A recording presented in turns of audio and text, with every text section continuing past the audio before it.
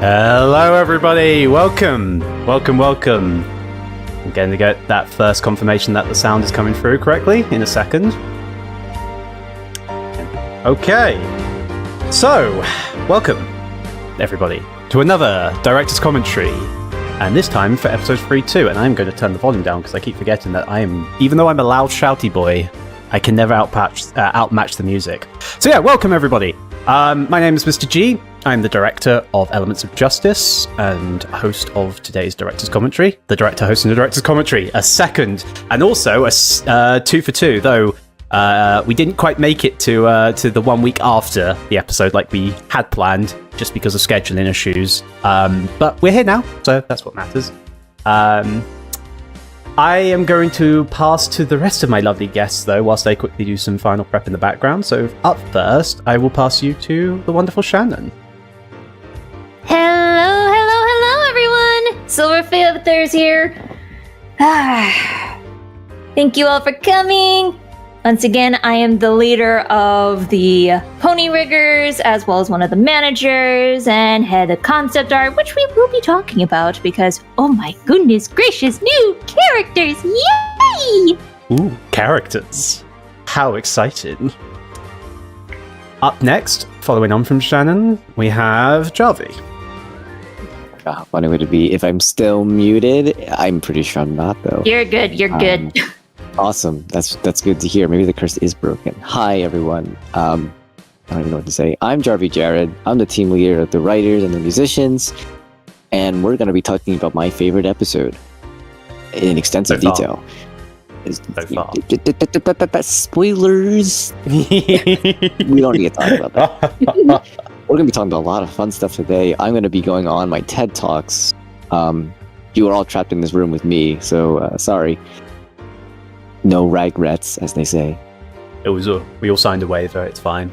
Everyone is now legally covered by the fact that we're all here. Up next, we have Bruno. Hello there. I'm team leader of the editors. Work on this scene pretty extensively. And I'm also going to be joining Jarvy in going on about that particular moment he wants to really talk about. I don't know what you're talking about. I don't know what you're talking about. Does anyone know what he's talking about? I don't know what he's talking about. I think he's insane. I have no idea. No, not insane, Chilean. Up next, we have Null. Ooh, hello. I'm Null. I'm the team leader of the artist department, and I'm very excited to geek out about interior design and color theory and all the fun stuff about we're working on EOJ with the art style here. Much art. So much art! Mm-hmm. It's going to be great to talk about all the art. It's almost like this is an audiovisual series. Oh shit, no way. Really? Oh yeah. And finally, last but by no means least, we have MLP Arts. Hi everyone, it's Arts. I'm Cold. I'm the team leader of the voice actors, and I do the voices of Twilight, Rarity, Sweetie Belle, Apple Bloom, and Silver Spoon, I think. I think that's everyone. I'm never sure. Half half the cast. Should I just start saying that? That's not... it just feels like a stretch, you know?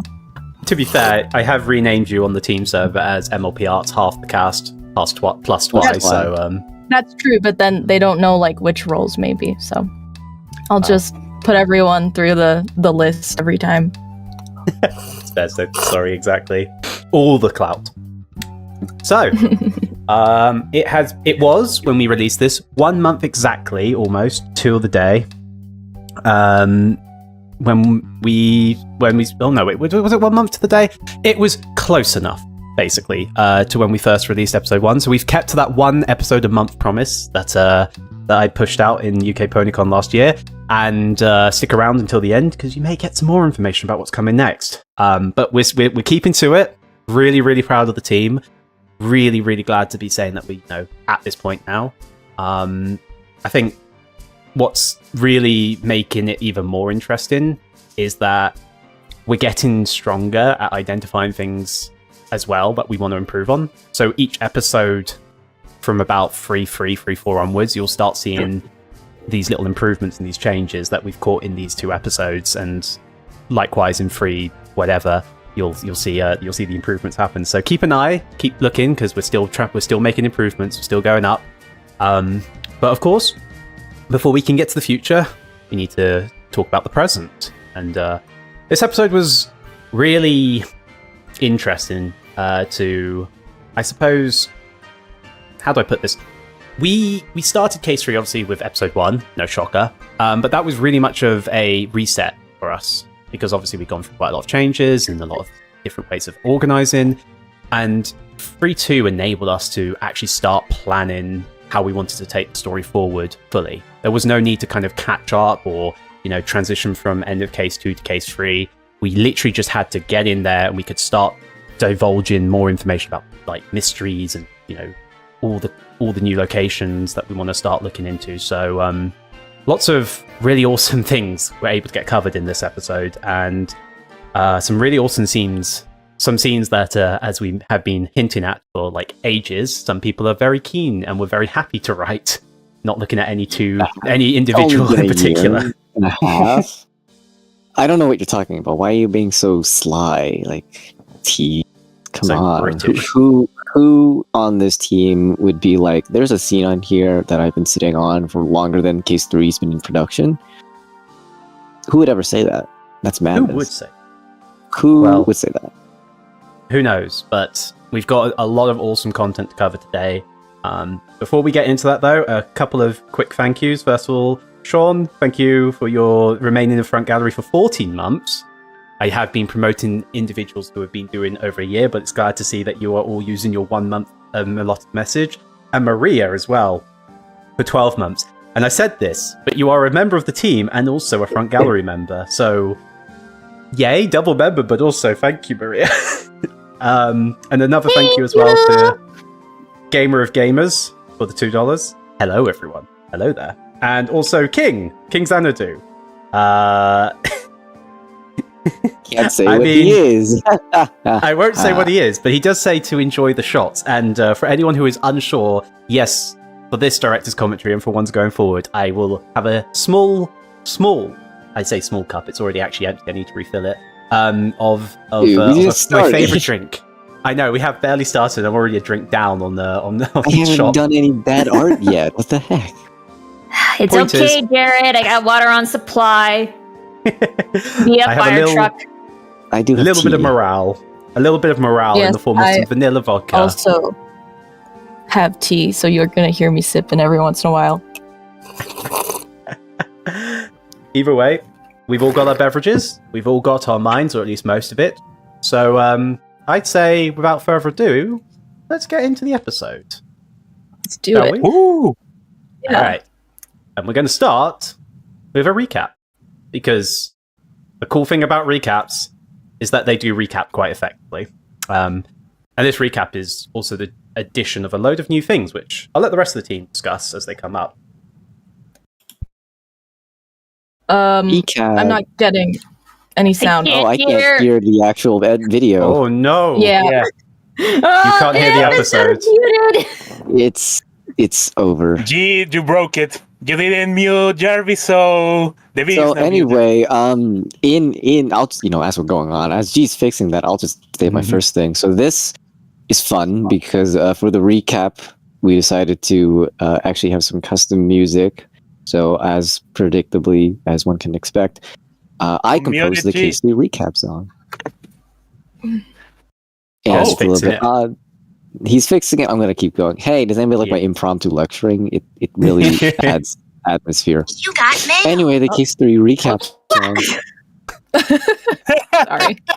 I'm losing my train of thought rapidly. This is amazing. What was I saying? Twilight jump scare. Huh? Something So about confused. improv? Oh, the song. Yes, Yeah, the the Case 3 song. recap song. We had, that one recap thingy from Case 2, which I don't remember. We had like a bunch of jingles. It was fun.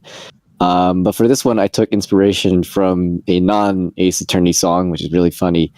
I took inspiration from a piece called Kids Return from Joe Hisaishi, one of my all-time favorite composers. You all know him. I geek out about him. He makes the music for Studio Ghibli. It's quite fun. I basically took the piano chords that he uses in the live performance of that song, because there are 2 versions, and decided to play around with that in order to make the Case 3 recap. Brilliant. I'm sorry, I'm taking a sip of my tea. I am. Let's try that again, everybody. Are people able to hear now? You got that. Wait. You got it muted. I get it. What about now? I'm no last pony you want to talk to. No. right now. Still Do you don't- have But the I video can't muted help on your unless end? you open up to me. I Look at think the, everybody can hear it in She was the there. chat now. Saw what happened. So that's the key. Did you All know right, the so victim? in Judy, Oh, that's odd. Yeah, they can hear it. That's funny. Streamline. Yeah. So- So, it's playing. If they can hear it, we can't. Oh, Let that's me not try good. this one more time on a different mix, and then hopefully we'll get this going. I should be actually utilizing. Hold on. I should really be utilizing something that I was gifted very briefly. I'll have that up on the screen just temporarily. But whilst I try to figure this one out, stand by, everybody. It's not an EOJ live stream without the sound going weird. We're gonna get copyright strike if I start humming that one. The elevator music. Yeah. So, fun fact: we tried playing that in the last EOJ talks, and yes, we got copyright strikes for it. So, okay. One more time, team. Are you able to hear this? Everyone in the chat, are you also? Previously on Elements of Wait. Justice. No. I don't Can't hear hear it. it. Hear I it. get it. I'm no last pony you want Cool. to talk Nope. to right now. But No, I can't right, help well. unless you Move open on. up to me. Pinkie Pie. We'll just keep moving on. We'll keep moving along. Saw Everyone what in the happened. everyone in the Did you chat know the is victim- you're Her lucky. You get to listen to it. Everyone in the team, Dreamline. you should already know what this says, She's a and there's a Wonderbolt text box, reservist, thankfully, for this just like reason. me. So They think I don't see any poisoned textbooks her. and But you can at least gotta set read up- it. Actually, I don't- in your case, not me. I'll be your co-counsel. But you're right. You got text boxes. It's all good. We want to help her. but yes, we were just kind of hoping like you could help us do that. repeating something Jarvy said as well. I'm going to just turn the volume. So repeating something that Jarvy mentioned as well. The music is custom and inspired by who was it again? Sorry, Jarvy. Get ready. Joe Hisaishi, a live performance of a piece that's actually more synthetic in the original film that it's in. It's called Kid's Return. There's no association with Ace Attorney, but I like it. It was nice. I put it in. And I also, as is true for this particular episode and case, I threw in Sonata and Apollo's Matisse, which you can hear in the beginning. You guys should Hey, listen to the recap over and over and over and over and over and They over can again. hear it. They We can hear it. can't. We No. can't, but we use our imagination. Yeah, Exactly. but I know what's the issue. You should be streaming the browser, not the whole screen. I am streaming the browser. Ah, damn it. Well, So- that's it. That didn't. Oh well, Yeah. there's something else I wanted to comment on. We have an overview at the end of the recap there. We didn't have that, so I requested it to be made. But it looks awesome, but I didn't notice a little details, and Celestia's horn is cut short. Oops. Exactly, yeah. No one spotted it, which I was very impressed with, is that no one actually noticed that Celestia's horn was... She's German now. Look, I've just only had one cup, okay? I'm full down one cup, so I've got to have one accident per scene. But yeah, Celestia's horn is... it's a little stunted, one may say. And... I didn't notice this. I didn't notice it in the final render. I don't know when we clocked it. I think it must have been after the final render had been rendered, and at that point we were like, Oh, it's going out as is. But Whoops. yeah, there we are. Fun fact, and because of that error, I now need to finish this drink, so... we're quite never nice. going to get to the episode. It's going to collapse. We're not going to get to the end of this one. No, you're right. Right, let's get past this previously on Get ready. Equestrian. and get into the actual scene itself so that we can actually start talking about the episode, because that's what we're What here for. episode? Woo! Oh, yeah. We there made is an it. episode. Only 18 minutes into the live stream. Oh no. Ooh, who is that Griffin? Who? Oh, Attic's Mare Attic. We get don't me talk started. about Name. What kind of place is it? Oh, I've just realised that I've Give also it kept a everything on playwright grayscale. skill. Apologies, It everyone. can't be Let's great. get to that effect. All right, no time to lose. There Let's we head go. in, start busting heads, and Wait! What's wrong, Apollo? I like it when You know, Spike. I mean, it's so I weird to just say that wanna I was the check one who before wrote we it. win. One of the ones who wrote it. I like it when Spike's like, Dangerous. yeah, let's just go in and Something. start cracking heads, like no hesitation. Apollo. So it's just like, yeah, It's okay, sweet, just Null. just You violence don't need to be such a isn't the worrywart. answer. It's a This city question, might be and the strange, response but is compared to yes. Ponyville- Just, just Real. look through the window with me, okay? All right, Apollo. Though I don't see. I think the what best part about big this deal entire is. scene as well is all the theories about what this Now, place is like. Tell That to me is does honestly the that best. Look like Ponyville? Mm-hmm. And we're not going to Oh, confirm yeah. that. Nope. Don't show anything. You will have to make your own What is this conclusions. place, G? Like, how do you interpret this place? You know, I think we should give a little bit of You're staying outside. Oh. guidance. 'Cause Apollo and I, as Here we the play adults, D&D. think it's for the best. Come on. How now. would I actually No interpret fussing. this? It's What you about should you me, all though? have a right, What am I and you all doing? are right to be looking You're at this staying place, outside too. giving it a double look, Come but on. maybe not for the reasons you Trucy, expect. If Mr. Wright finds out I let you see what's in there, I'll be cleaning the toilet. This is for an the next opioid decade. den. Yeah. But Polly, you We are now gonna get someone with demonetized. you. So back in the I want you to 1800s. go off investigating on your own. Gee, you then. should know your people is loved opioid different. dens back Whoa, with whoa, history. now hang on a second. We love the good time. Okay. We like the Yeah, you introduced it and made it into. There was the whole thing in the 1830s. Come on, G. It's in your history books. I read them to you. I'm not saying Okay. anything without a lawyer present, and that's where I am. You got in that Apollo discussion. and you got Trucy. I also don't like Who's the basically idea half a you lawyer go at in this alone, point. Apollo. You ought to bring Trucy with We've you. derailed the episode and the DC. Don't want It's to risk fantastic. missing anything important now, do you? Fine. But close your eyes. Oh yeah, there's another okay? thing. This decision to have the group split up this way. Will do. Well, there is obviously a very strong narrative reason. The other reason is one of the things that I wanted to avoid that happened a lot in Case 2 was having too many characters in a scene. Is it Yes. safe to open my eyes So that there's now? little more expediency and there's less, you know, That's not a no. everyone needs to have a turn to say something, and it's like, that's not how you write a scene, that's how you write a pecking order, and that's not good. So now we have only 2 characters right now, and that means the scene can move very nicely. Exactly. It was a lot more manageable, I can't um, help it. easier as well to Doesn't feel review. right. Interaction Also, Yes. the men instantly. Yes, that is a Being stared SpongeBob at like I'm reference. some I'm sure everyone caught that exotic one. creature.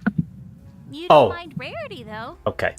Well, I'm just going to make That's one different. comment because I could rant on this for One, hours. it's not That eyeball. door in the background was Two, referenced, she's not teased, Joe Schmo. highlighted, and promoted to no end, said, and it still took until the episode serious. before anyone And clocked she's it. passionate And I'm about very it. disappointed. Never mind. Like with a lot of things. Where should we go now? So, yes, I would no, say more uh, Here for Noel. The rooms are Yeah. for Null. that way. Oh, we've got a Let's pause check moment. there. Let's just take Oh a yeah, I pause was just moment. about to. Yeah. Go Just ahead, Noel. thank you. It was just me geeking out for a hot second. This background, I was given the concept art for it. As always, it was gorgeous and it was really fun. And it stuck out to me and it stuck with me because if I am not wrong, and I'm never wrong, I'm perfect. I think the KMA is one of the first environments that's like all our own and not just a scene taken from the show. Indeed. And I like it. Like, it hasn't existed before. And it's like, it's fresh and it's new and it's cool. And I'm also just a sucker for like muted color palettes. And the colors, I think it complements the scenery as well. Like, the interior is tacky and it's like kind of shabby. Like, the chandelier that I think has seen better days, and like an actual red carpet, like it's trying to hold on to the past or something. It looks desperate and I kind of love it. And I'm just really hoping I get to revisit it again artistically. Definitely It makes does have a lot of sense. flavor. I think Yeah. in the initial concept, in the writing side of it, we said we envisioned this as kind of like a 1920s speakeasy dive joint. Chandelier, red carpet, holding on to those sorts of rich affects while also having a seedy atmosphere was something that we definitely I were love it so much. honing in on. You'd never see it in the show, because why would you see this place in the show? What is this place? It's the What Canadian. is this place? What is it? What is it? Yeah, What a weird had- place. I actually had one of the background artists, Iduzu, just help with the concept art for this place because we had so much art material that needed concepting. Ugh. But yeah, I really like how the interior turned out. It is awesome, and indeed, it's so cool. It's so cool. So you would say that overall we needed a lot of concepts? Oh yes. Yes, I know doesn't the pun. I was waiting for you to just realize your clinical error there, your mistake, the fact that you allowed that to happen. We don't condone puns here at EOJ. We Are you mandate sure them. about that? Do you know what series we're doing? All these rights means we've left the point of this conversation. Yeah, okay. Thanks, Jarvy, for writing Look. that wonderful line, by the way. Greatly appreciate your Don't try to lie to the audience. They know better. You're on record. You've admitted it. I'll find the timestamp. I'll find the receipts. I'll Give me a find the moment. version history that specifically says Mr. G suggested following edit. All these rights we've left point of this conversation, it will be found in archive. You cannot escape your crimes, G. I will make the puns, but you have to own the ones you make. Right. Is that everything you wanted to talk about the background design, Null? Yep. So. Right. Well, we'll transition out of this then and back into the episode. And this time I will ungrayscale today. And just to help you guys in the Discord as well, I'll keep my wonderful mouse there, though it does disappear. Blue so blood. Oh my god. Ah, he returns. I love this. He's so good. Returns. Oh, I miss them. You can tell we I hate love his my range friend. because I he's wish I not on could hear screen. Do you want me to grovel? Nice I wish I could hear it. I'll do anything. Just his performance is imagine- wonderful for this. It's Blue Blood. For goodness sake, have some dignity. What would Princess Celestia think if she saw And we you? decided to go with what's the dude? Shamspear from the Great Ace Attorney. We decided to go with his theme because Your funny. behavior was a complete farce. It's so Blue cute. Blood's funny, guys. I love Nightstar. He's just so he can get into the role, and it's hilarious. Yeah, he did great. It's so hilarious to just listen to some groveling, incomprehensible, simmering moron blood grovel. And- It's so And sad. look, Ace Attorney 2 reference, Ace Attorney Investigations 2 reference, Oh, the prosecutorial. That's a mouthful. Investigational Committee. Pick. somehow, my Tip. opinion of that guy has actually gotten worse since the last time I saw him. So, yeah, Nightstar came back, and then we immediately Excuse me. destroyed Can I help you too? Blue Blood. So, He deserved and it. Oh, who's this? in its Oh. place, we added a new face Yes. to the I'm equation. Apollo Justice, defense attorney. Yeah. Part where she And introduces I'm Tracy herself. Wright, But, magician extraordinaire. Yeah, we got a lot to Mr. talk about with this, Justice Mayor. And Ms. Wright, you say? You wouldn't be related to a Mr. Phoenix Wright, would I just you? want to point out that when the chat saw her, they were immediately very endeared. And then the sparkle No. eyes happened, and then they got very interesting. Get used to Thank that. you, chat. Thank you, chat, for being you all the time. There we go.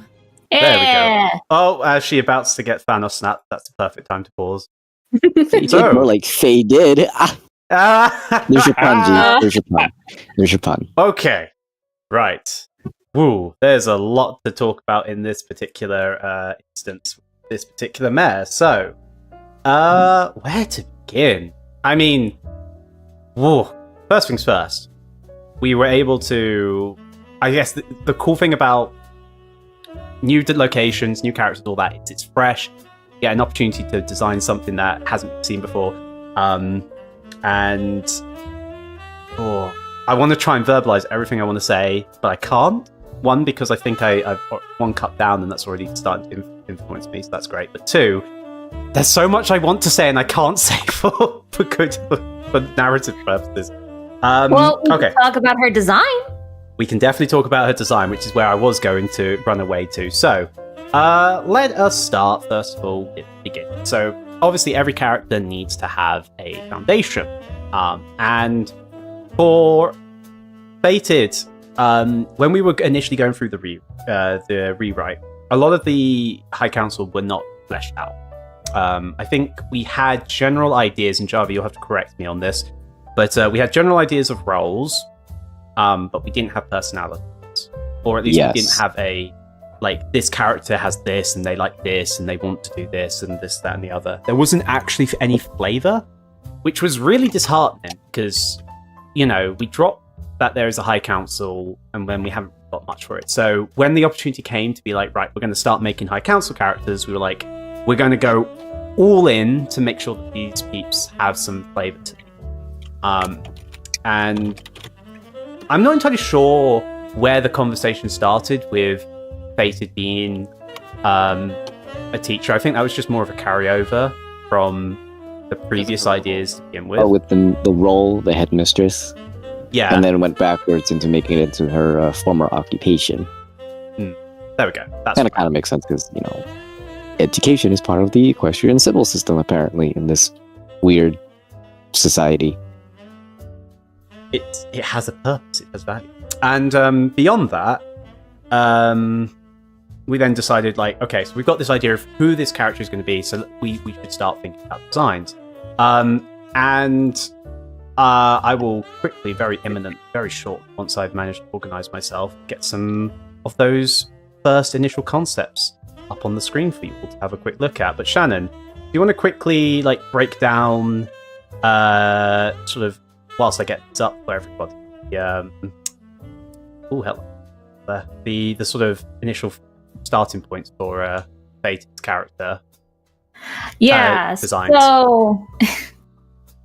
So to start off with, for the council characters, we wanted them to be unique in design, mainly so that way they had a visual separation from the rest of the cast, because at this point we've been dealing with very standard mare and stallion body types.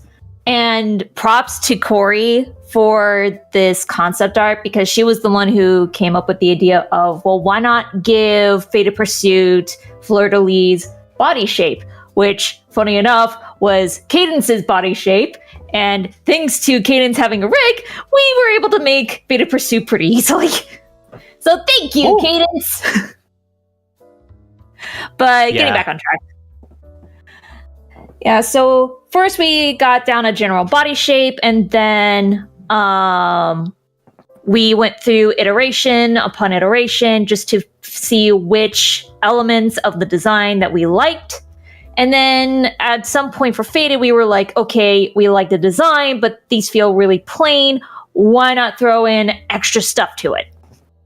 And that's what these notes are here, just notes on how to vary up these color palettes. And then eventually we get to the final design, which will eventually show up, where we have Fated Pursuit with a floor pattern, an umbrella, and glasses.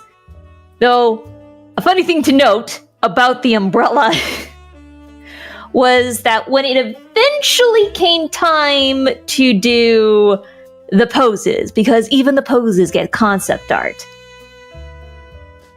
the artist who took on the poses took one look at the umbrella, assumed that it was an integral part of the design, and just incorporated it into all the poses. I did not give a direction for the umbrella to be used in that manner. Also, you get to get a sneak peek at an important detail of Fated Pursuit on this character concept art. I won't tell you what it is, but it is there. Pink. She's pink. She's pink. Yes, she's pink. But yes, pink and green. She is pink and green. One of the more interesting aspects I also want to kind of like quickly tackle in relation to that is when we were doing that whole process of iterating designs, there was a miscommunication as well. So here is an alternative that got thrown at at us, because when we were initially making Fated, as Shannon says, we were going through iterations, but when it was highlighted to Corey to make some different ideas to help them stand out, Corey took that to mean throw some objects into Fated's character, and so the umbrella just kind of stuck as a means, as a sort of literal character point, but then accidentally was also was carried forward by the rigging team as well. So there was sort of a double communication error because of the fact that we couldn't quite clearly communicate. Oh, yeah, we just need you to iterate by showing these designs slightly differently, not throw a unique item. But this particular thing, this particular accent has been wonderful for our designs of everybody going forward, because it's given us some ideas that we want to try out elsewhere. So in some ways, there was a happy little accident process, and I mean, looking back on these designs now, it's quite remarkable. I quickly grabbed all of these concept pieces again for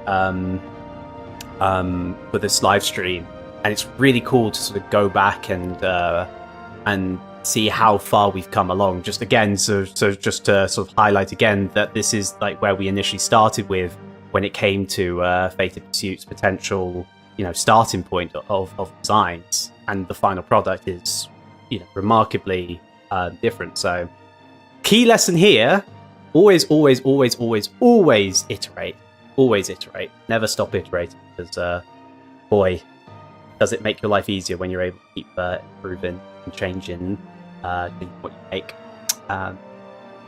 there anything else you want to quickly highlight about Fated's design, Shannon? Just that Mary Poppins, y'all.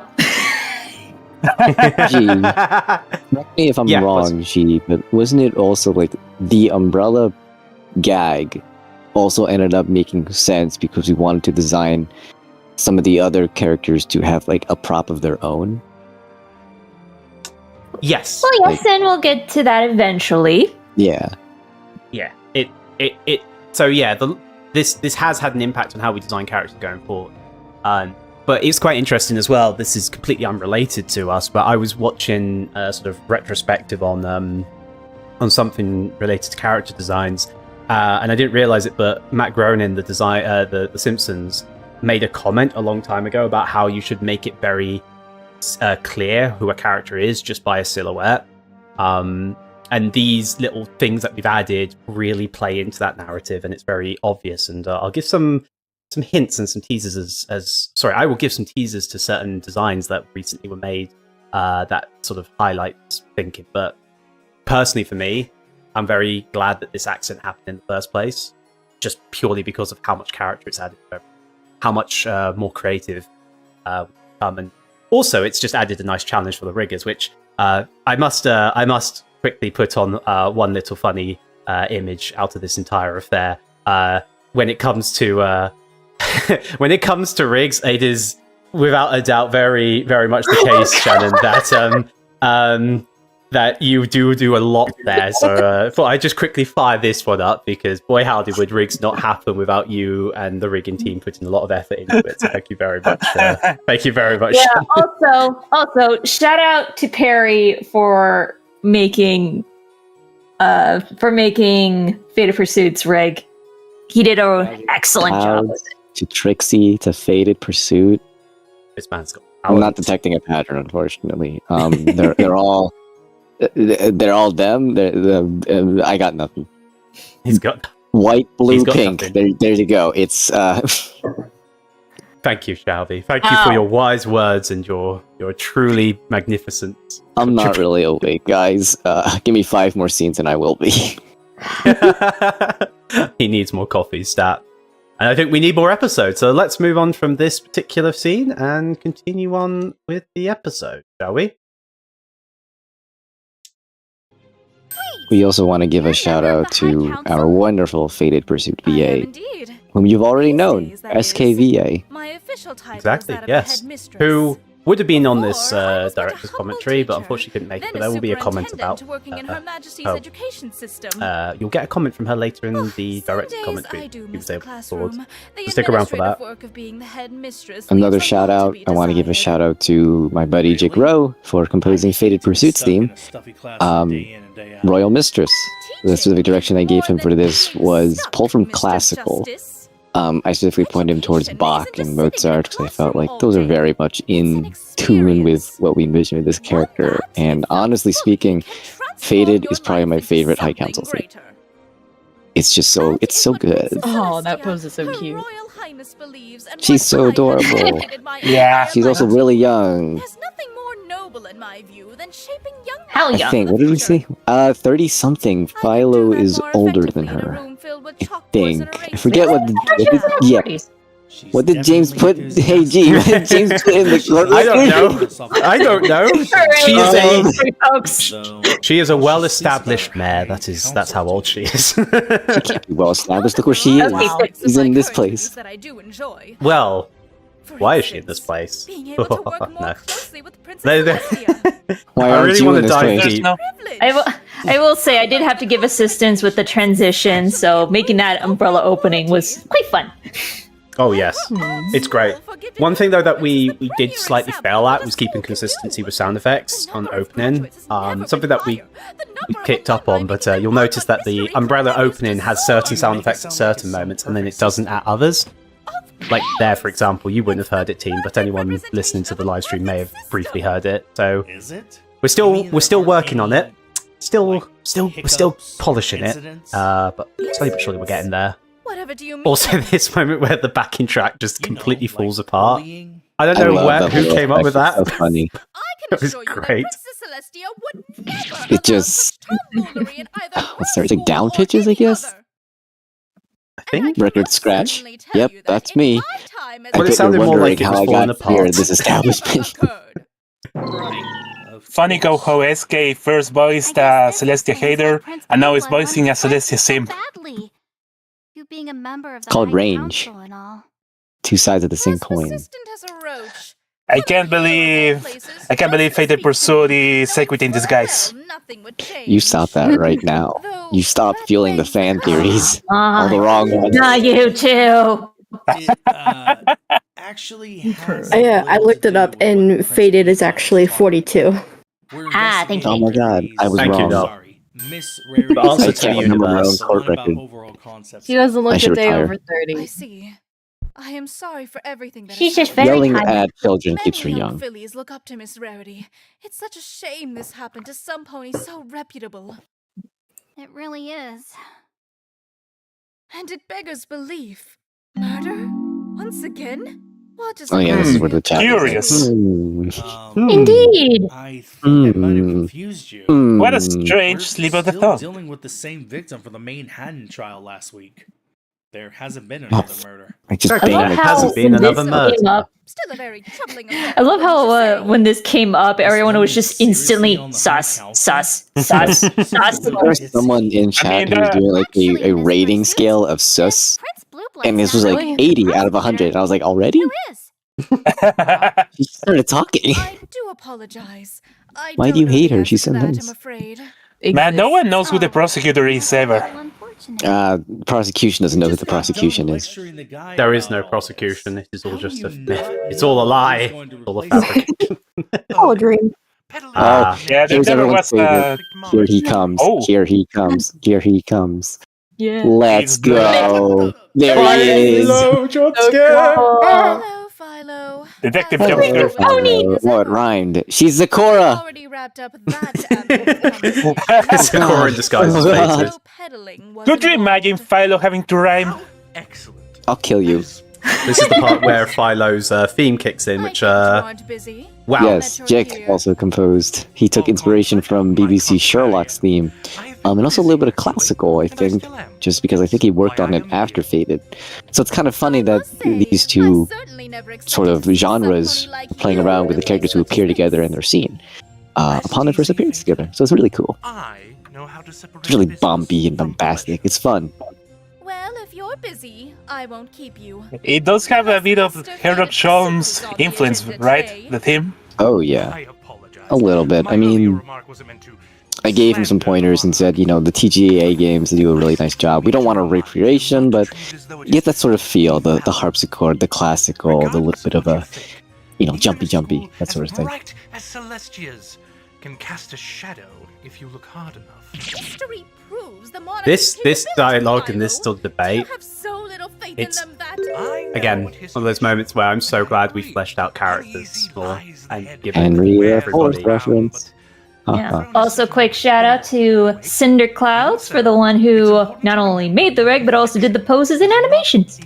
Was going to highlight that. Thank you for taking the words right out of my mouth, Sheldon. Yeah, some really great talent from everybody, especially mid-conversation. with Philo. I mean, If we finish here, obviously there was reference material in the first place, but translating that from, I doubt we were. Process would have been very similar to creating a normal rig, wouldn't it, Shannon? Just taking a base and adding more to it. Or Makes me wonder, though. Miss Pursuit? Why do you call it a monarch? This was a fun little Well, in this case, for Philo, he was just a standard stallion base, so all that was needed was just adding his mane and coat, hat. we still refer to our government And as also to monarchy. Sakura Svensson, who did the concept art for his poses. Much as Princess Celestia, make no And mistake. also being partially responsible for making his prop. Are you? I'm making fairly good. I also just love the dynamic between Philo and Faded. Faded is Mind like, if I leave my duties kinda here to hate you? you, but Philo's like, oh, like, you're adorable. You're just an angry cat, and I'm a golden retriever. It's iconic. it is great how Faded just is like, yep, no, I'm out. Peace, bro. Yeah, See you it's like, later. ah, this pony again. I'm out. It's over. Hey, I will shout out to say- the moment Mr. G spoiled that Philo is member of the High Council in chat. I did do that. Yeah, I'll just quickly throw that on screen for everybody. I put no, that's a different moment. Hold on, I will get to that in a second. There was another moment. There was another moment where I did just put the poll out there. But yeah, for everybody else, actually, I'll keep this on screen whilst it's playing. I referred to Canadian Dude as Canadian Bacon. I don't know what was happening that night, but I was very tired. So yeah, apologies, You're Canadian. hungry. And hungry. Isn't Bacon Canadian another YouTuber? No, that's Yes, he Asian is. Canadian. He's a Minecrafter. Now I'm getting confused. Miss Rarity's case, no doubt. Ah, Showing my Now- age. speaking of showing age, this I young never whippersnapper guess, is about to my show dear. his true capabilities. What are you talking about? Oh, do you doubt? How old is he? 39? 49. I'm gonna just. Oh my god, James, why do we make him so old? he defies age. Like, wow. Oh, I love I like this this. little spotlight effect. Yeah. It's so cool. I love this I love this part. effect. I love the performance. This was done in post. Standing at the bench to said cases. This effect was done in post. It's incredible. We didn't add it in editing. It surprised me when I saw it during the live stream. Sitting snugly on your lapel. Correct? KMA just has a bunch of mood lighting for any occasion, so once they knew that Philo was here, they were like, alright, go get the orange light, turn off all the others in the corridor, and just go hard, like, on it. Go big or go home. This man is going to do his dance of deduction. We are going to make this into a spectacle. So, a couple things I have to praise about Canadian's performance here. First of all, his character always has dynamics and energy, and he's able to portray that charisma and charm. But I have to give him props, especially for this moment where there's a literal spotlight on him, so he's performing. But Canadian was able to make it sound performative without being overly theatrical, and trust me, that's a really delicate, difficult balance. So, props. And besides, I bet it's a self-proclaimed title. He definitely gets Philo's character Oh, yeah. really nicely here, especially since Philo is a bit different from his initial conception, but I'll get into that eventually. But of course, what reason would I have to hide it? Fine. Then let me ask you this. Gotta Also love a just- cooperative detective. What exactly led to Miss Rarity's arrest? We were told that some new evidence had been found. Is that true? Ah, Yes, that decisive evidence. It was a very incriminating... We actually had a bit of a back and forth here during polishing, as someone asked us to add the letter evidence on the corner, but not having it there was a deliberate choice, since, well, the letter is not with him. Of course it is. Cheer up, my handsome fellow. I am sure there are other ways I could help. Handsome fellow. Handsome fellow. Well, that's actually how they would. I mean, that is directly. That is some 1800s level of writing right there. Every man is called handsome. Friends call each other handsome. Some woman characters are called handsome. It's really interesting. As if you could expect anything less. I like that little laugh. He's got such an ego, but such charisma. Canadian made Philo so likable. Do try to keep up, though. I walk at a rather. That's talent.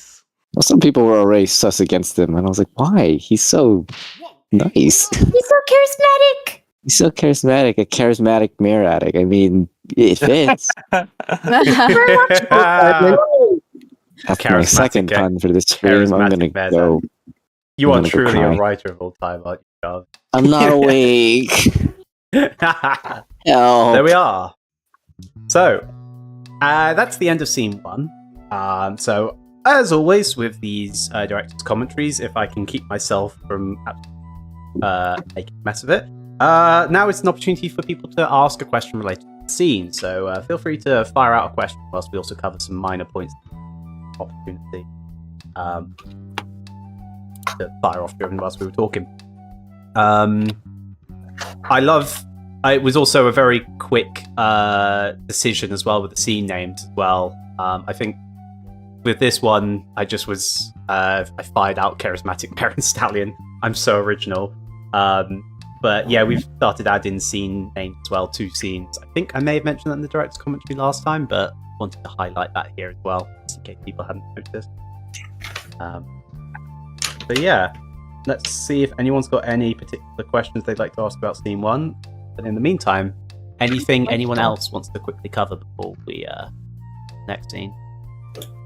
We got a couple of people who were questioning, like, why were Spike and Sweetie put outside? I don't see anything wrong with KMA. I get that, but that's kind of the joke in a way. Like, the joke is that there doesn't seem to be anything, and we can't show you if there's anything because then the joke would fall apart. So it was a bit of an interesting dilemma, not really, almost experience seeing comments like that saying, oh, it doesn't look that bad. Well, we can't show you if it looks bad because then the joke falls flat. Like, that's kind of the thing. It's the implication. It is the implication. I'd rather let people imagine for themselves what KMA could be, because, maybe it is a fun place just for different ages. Or maybe it's something else, who knows? But, with that kind of humor, sometimes it's better just to not have the punchline visible. Sometimes it's better to just have it be there, in a way. You can tell I'm not really awake, can you, G? I am at 5 thoughts every 20 minutes. You're here in spirit, my good friend. That's what matters. I'm here in spirit. Please do dance the crane or whatever they call it to get me out of this body. Okay, I see a question about Philo's VA. I'm actually not sure. G, do you know? Did Philo's VA base his performance on 22nd Century Holmes? Yeah. Well, see, the thing is that from what I understand, because obviously Philo Reed initially came, I should say, from My Little Investigation, which actually I think there was a no, actually that comes later. We'll get to that point later. But because the character was from My Little Investigations, the voice is very much tailored to what that particular project was aiming for.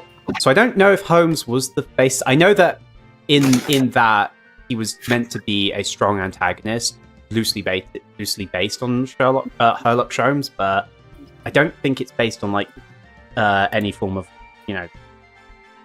particular BA performance or any other character aside from obviously being heavily referenced to detective.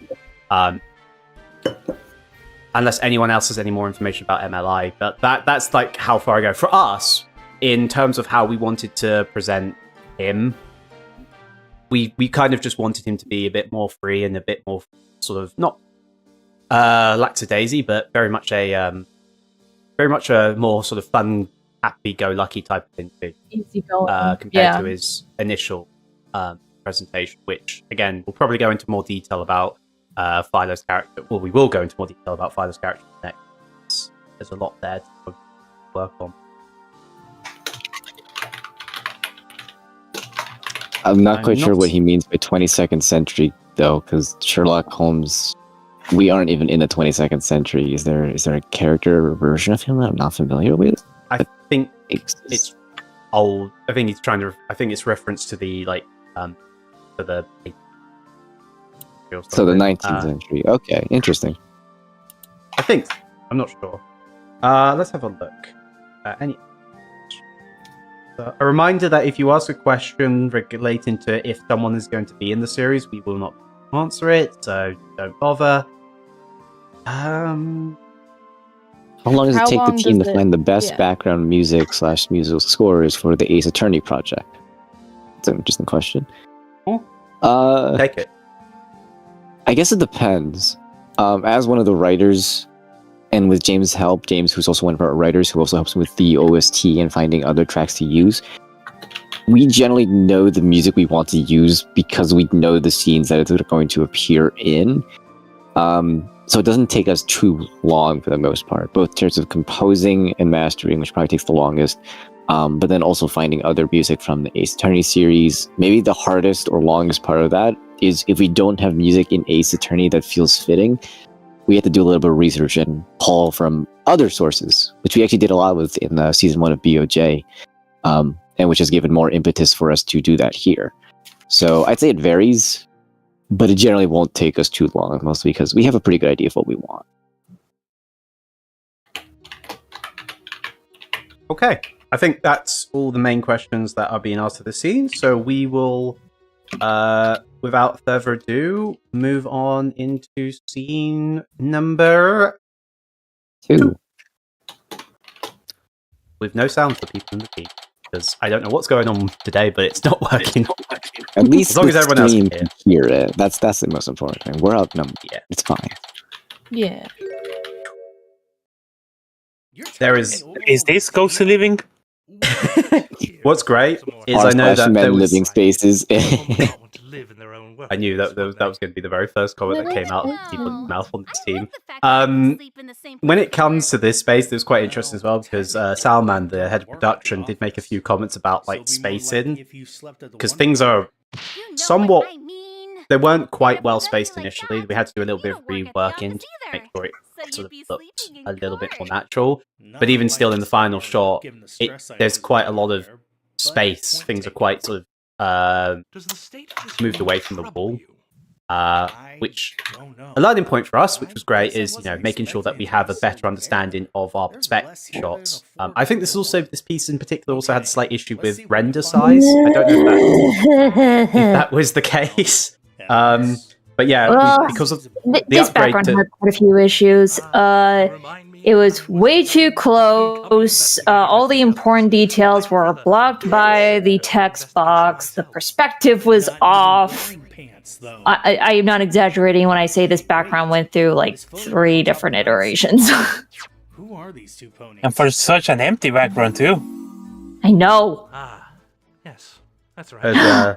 Hey, look, it's the girls from scene 1. There were 3. Indeed, it's the mystery twins.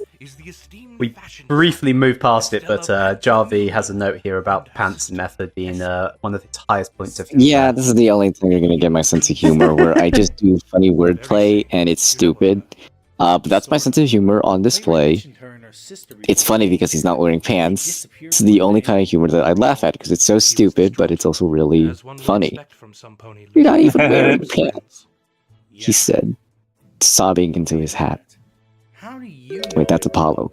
I don't know my own lines. Ha ha. In some pony's room. Whose line is that?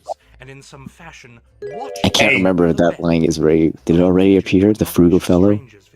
to stand vigilant Not yet, for because that's at the No, 20 through these 21. ponies who were We quite just began the scene. close to Mr. Concept. I consider myself There's a question about what the pantsing method means. We can. I guess have when a you quick. don't plan. Pantsing, which pulls from the idiom to fly by the seat of your pants, in creative projects, especially with writing, generally means you don't have much of a plan or an outline. It means you just kind of go by instinct and you just kind of follow the characters as they go along.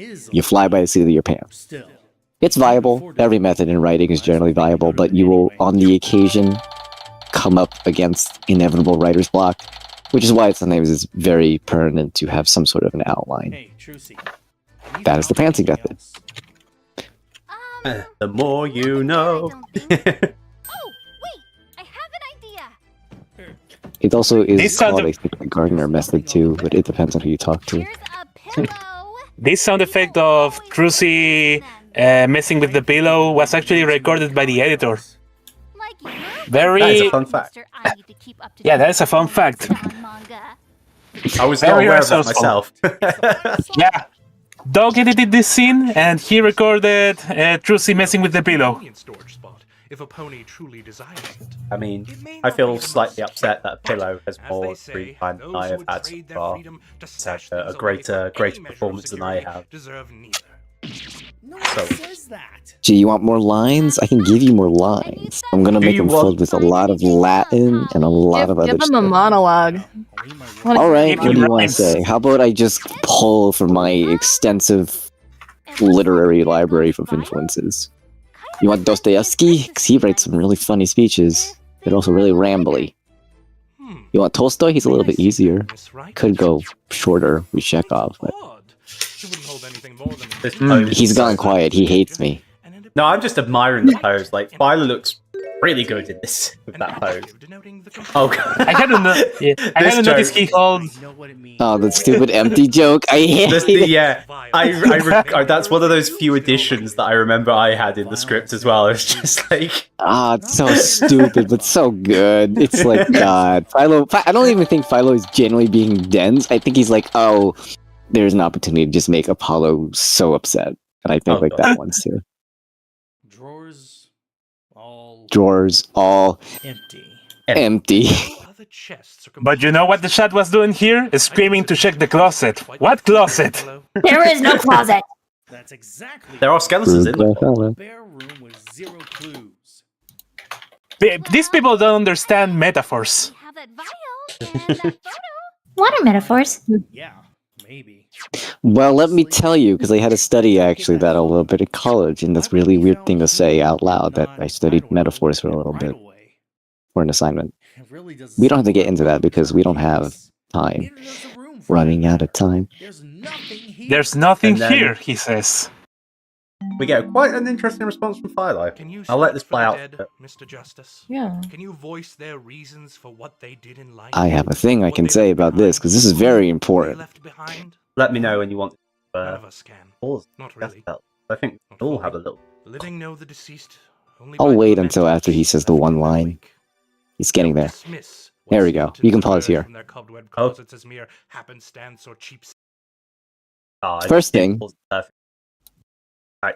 First thing, skeletons emerge from the cobweb closets. You shorten that to skeletons in the closet. That's where you get the title of the episode. And as I said in the last DC, we've been titling our episodes from a thematic standpoint in order to draw attention to certain phrases and certain ideas or thematic motifs, resonances that we want the audience to either hone in on or that we want to actually further accentuate within the episode itself. But what I want to talk about is Philo as a character. Now, G mentioned before that Philo isn't our creation. All prop and all credit should go to My Little Investigations, as that was their initial character. When we wanted to put Philo into our series, I of course wanted to get what they had initially planned for Philo. For, as people may not know, Philo never actually reached the official stage in My Little Investigations. I admittedly didn't like how Philo was portrayed or conceptualized in the My Little Investigations. For one main reason. He is deep. stick in Whoa, the whoa, knife whoa, whoa, whoa! Whoa! What? Hey, Jared, your mic corrupted there. Oh no! That was perfect I timing. can't believe it. In That his was robot era. perfect I timing. love it.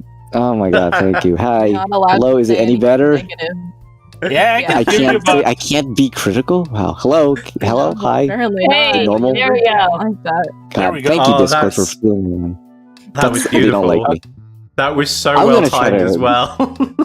Okay, Philo doesn't apparently want me to talk about my many problems with his initial character, but you know what? It's an important conversation, and we need to talk about it. So, I mentioned that he is portrayed in the My Little Investigations in the initial, conceptual with him. He's a little chauvinistic and womanizing, and that's a little hard to swallow, so I do think I should try to explain.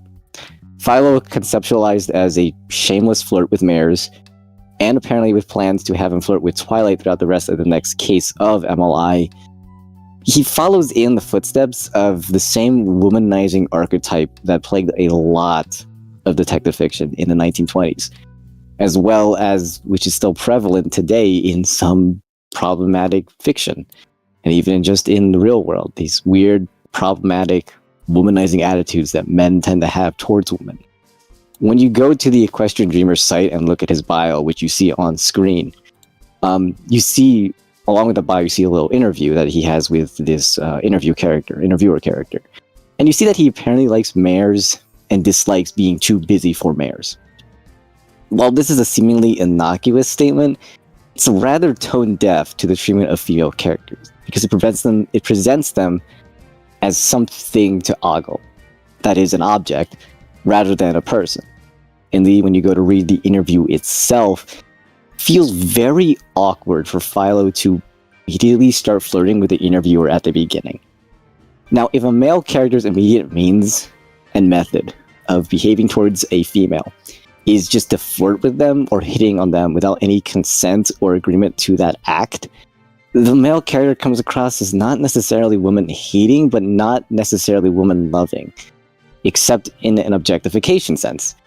That isn't how you should treat a female character, nor how you should treat a woman, nor anyone, really. While I doubt any of this was intentional, I wasn't comfortable with having an outdated archetype be in our series. It's one of those things that you can be blind towards, either due to ignorance or privilege, or just not being aware of the language behind such acts and the context such language invites or creates. So, I suggested that we write him in two fashions. First, we change his sexuality. This is a little subtle, and you'd have to read through a couple of lines to sort of get a sense of it. But Philo isn't straight. And we decided to really not make that a big deal. That is to say that we made his sexuality not a huge part of his presentation, aside from a few tongue-in-cheek things here and there. His homosexuality is in essence very subtle. And secondly, the other thing we did was exploring his complicated relationship with the nature of his occupation and the nature of Equestria, which is why we have this little speech here. To that end, we had him become serious during the speech with Apollo, to show the weight of his job and how aware he is of what it means to speak so dismissively of the dead. On that note, as we continue to talk about Philo as this character, this is actually also an attempt at trying to do something to affect an issue that we see a lot in murder mystery stories. The victim doesn't matter, at all. The victim is just the prop that starts the mystery, and there's a certain irony in that. The detective tries to solve the victim's murder, but that doesn't always mean that they treat the victim as anything more than this object that lets the detective piece together the clues. Now, while this isn't always the case in some detective fiction, it's still something that I wanted us to address with Philo as a character. And thus, why we wrote Philo in this particular way, why he's calling Apollo out. He knows that Apollo doesn't mean to speak out of turn, but he has to remind him that what they're dealing with is the death of a person. And that really should be sacred. We shouldn't dismiss the weird idiosyncrasies that a character had when they were alive, because we dismiss, as he says, we dismiss the living and the dead. So we did a lot of revisions essentially with Philo, from the very concept building him up to just the presentation of him. Did my mic corrupt in there? I mean, it'd be really funny if No. it was just like. No, you're good. You gave No, me you're good. Reacted. It was God. honestly probably one of That the was most scary. refreshing aspects as well of that rewrite from an outside perspective. Because when I first heard about it, it was purely from the from literally down the meme pipeline. You know how the meme zeitgeist and the meme grapevine pass along information. But in the team, there was just one statement that just kept being like thrown around by everyone in their status. It was like, he's now gay, or something, and that was just perfect. It was genuinely the best way to wake up to something like, what are we doing? What type of chaos is going on? What is this madness? And we've, within 5 minutes, it felt more natural. We turn the character who is, as Jarvy quite rightly says, stereotypical into a slightly atypical character. And yet nobody seemed to, well, I say nobody. Very few people pick up on that. Much to Jarvy's chagrin. It's both to my chagrin, but also it's kind of like nice at our ploy to make it so that the representation of a, homosexual character in our series isn't a big deal. The fact that, we don't have characters react to that is a very good way of making that representation not be obtuse. The irony, of course, is if you are subtle about it, as you are generally subtle about heterosexual representation, people don't notice it anyway, so they can miss it, which is a very odd thing. I mean, let's be honest. You could be very blatant about it, and people will still ship it with whoever. Yeah. And that's fine. And like from my perspective, and I'm not a literary guy, Jarvy knows this, read some stuff that I've tried to craft. Lost my mind over something I wanted to add to the script. That's an upcoming episode. But from my perspective, we make characters because of how we observe, understand them, present them this way. But ultimately, that joy of creation is joy of creation. The joy of creating. Ready fan game reference. Let's go. The joy of creating is that everybody has the capability to do it. Not everyone can be a master creator, but can come from anyone. Yes, Ratatouille. So if people want to take it and interpret it, that's fine. But that's not Philo. Philo is unequivocally, unabashedly gay. He is a homosexual. Is it cutting in and out? Oh my word! Me talking about. I don't like us talking about Philo. I don't understand. What is this? Not on the Discord end. Oh my god! Is it on the Discord? Who knows? Maybe it's just that Philo is hacking into the mainframe. He's just so powerful. So yeah, basically, we did a lot of changes to Philo, but changes that ultimately make him more fun. And rather than, and some people picked up on it whilst he was making comments to Apollo, and that's great. And a lot of people didn't, and ended up waiting until scene 6 to start making some very interesting.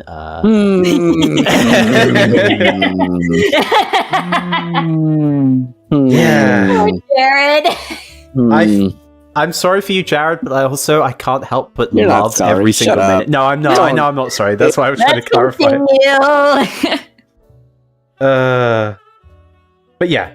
Point being, Philo's changes were done to bring actual life to a character who, born out of old, outdated archetypes, which I doubt there is any malicious intent behind. But I think as creators, we have a responsibility to engage with the tides of conversation that we are surrounded by. And on the occasion when the opportunity presents itself to do something good, something that feels refreshing and clear and uplifting, I think it doesn't hurt to give that an honest try. And I think that with Philo and how we've written him as a complicated character who isn't so one note as to be detective or flirtatious freak, I think we've given him some actual substance, and I think that's what we should all be striving for.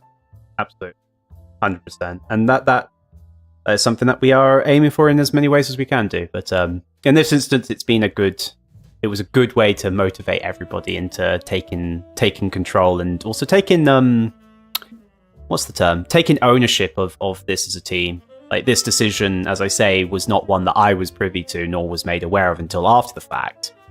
But I'm glad in that way, because not to say I would have objected to it, and in reality I would have been 100% behind it, but the fact that everybody here especially has been able to contribute in some way by adding some bit of their own personality or taking a decision and initiative, that's how I prefer to run this series.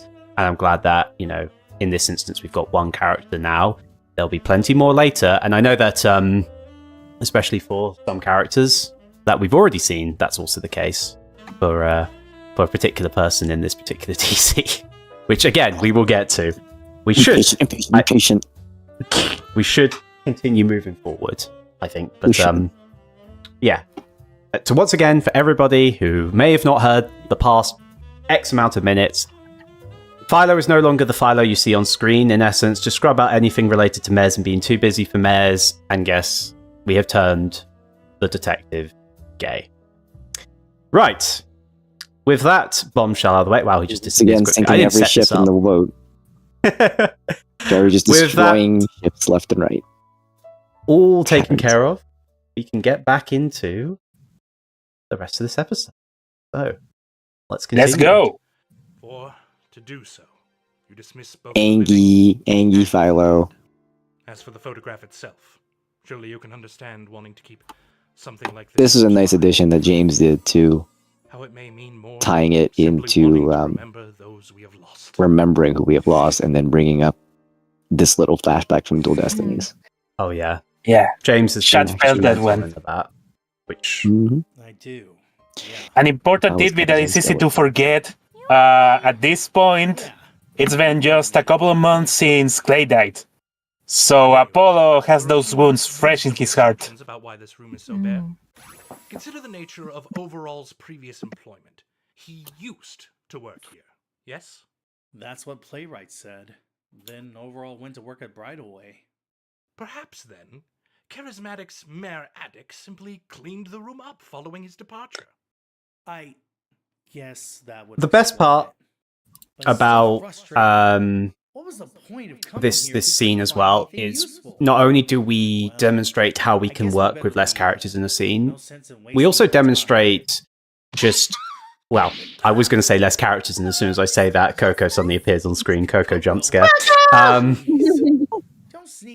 We've also been able to focus more on the issues that really matter, and then when we do bring in new characters like Coco, we're able to naturally progress scenes along in a way that, you know, I think our pacing overall has become a lot stronger. Things naturally end at moments where it starts feeling a little bit like, yeah, we've lingered on this point long enough. It's a wonderful improvement to Case 2, and a lot of credit has to go to everyone in the writing team for that. Just the preparation planning, and also just everyone else in editing wise as well for keeping an eye and throwing in contributions and suggestions on how to naturally pace things, because we take a lot of time. Every single scene gets looked at over and over and over again to make sure things are great, and we still miss stuff. So we're doing a wonderful job. Also, it's a small thing, but shout out to Pretty for once again voicing the best Earth Pony side character, Coco Pama. I can't see her. Where is she? I don't see the best Earth Pony. Oh, there they are. Recognize these two ponies? You're weird. Pantomimia, that name will haunt me forever. Oh yeah, we did say we were going to ban that, but we didn't in this particular instance. No, because we were too late. We were already moving on. And I was like, it's okay. We changed it up, so I think after the next episode, we don't. We have a 60. Why are you asking me that? Well, it seems Mr. Concept was friends with the sisters. Also, fun fact: this custom theme that's playing for Coco, it actually draws inspiration from the episode where she returns. I forget the name of the episode. It's the one where Applejack and Rarity are on the friendship map, and they help Coco with the costume festival thingy. I just pulled from the BGM that plays when Coco's talking about her own flashback, and then I composed it off of this, and also a little bit from Trenton will like this. We've only DDLC Made Plus. in Manhattan. investigating and building up rarities. Is it Made in Manhattan? No, that's her introduction episode. Yeah. it's the one in season. No. Something where Rarity she comes Takes back. Manhattan is the introduction episode. Made in Oh, is that Manhattan. Made in is- Manhattan? Yeah. Interesting. Okay, then yeah, that one. Coco's great. Look at her. She's so happy. She's so cute. I hope nothing bad She's happens. to her. adorable. Stop that. What? Hobby. I hope nothing You bad already happens. killed her hobby. Stop Shut it. up! Hey, hang on! Whoa! Hank? You want Did me you to say put more? Hank? Did you say Hank? No, I just said. Hang on. Hold on a second. Hank. I'll just. Hank. Man, this man, he hates her. I do not hate Coco. Coco's great. She's a cutie patootie. I'll be at my apartment. We'll keep you in the loop, Coco. Don't you worry. Can chat believe this slander? I mean, honestly, wow.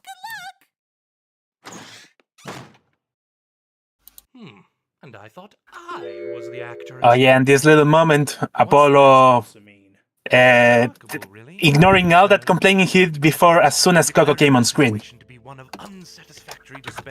An interesting decision. When Miss Pamela arrives, And of course, Philo, being actually intelligent, picks up on this change.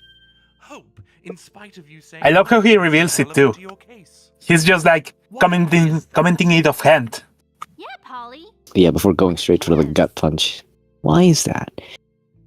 It's an interesting way of writing Philo that I always enjoyed. Faith is a fragile thing.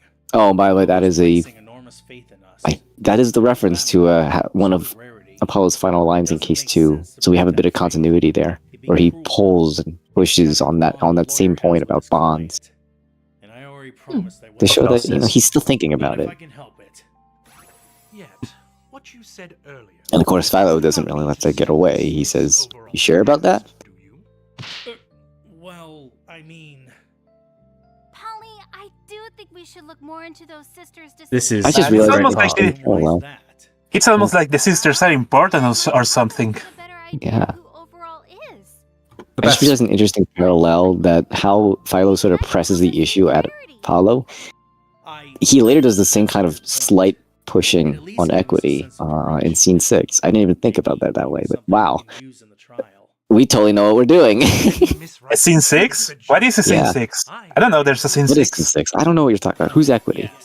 like how you assisted with Who's equity? Are we talking about Fated Pursuit? Stella Pantomimia. Ah, yes, Sonata. I could most assuredly Bruno, I'm gonna remove your kneecaps. council status with Just a little bit. You don't need them. These circumstances are irregular, and my contact has a preference for rituals. That's okay, Philo. It'd be great if you tried. And just who would this some pony be? And this, one of the worst jokes of the whole episode. But also, Wait, did you pause? No, the stream just froze for a second there. So yeah. The joys of being on an internet connectivity. Some people are also curious as to what hints we were dropping related to the Philo Reed sexuality part. That was one of them, though very admittedly more of a subtle. Again, very subtle. It's not meant to be a defining part of his character like initially everything else was. But yes, that is the end of episode 2, and I caught myself just before we moved on to the next part. So, Apollo's there we got are. this strange magnetism. Apollo's got this Apollo's got this strange magnetism for blunt wings. It is. Yeah. I'm not going to dive into that because that's a molehill. Yeah, that is a. What's the word I'm looking for? Jarvy, fill in the blank for me. Oh, fill in the blank for yourself. Oh, he hates me. I Okay. wasn't listening. This man is not here. He's not present. I'm slowly waking up, guys. Right.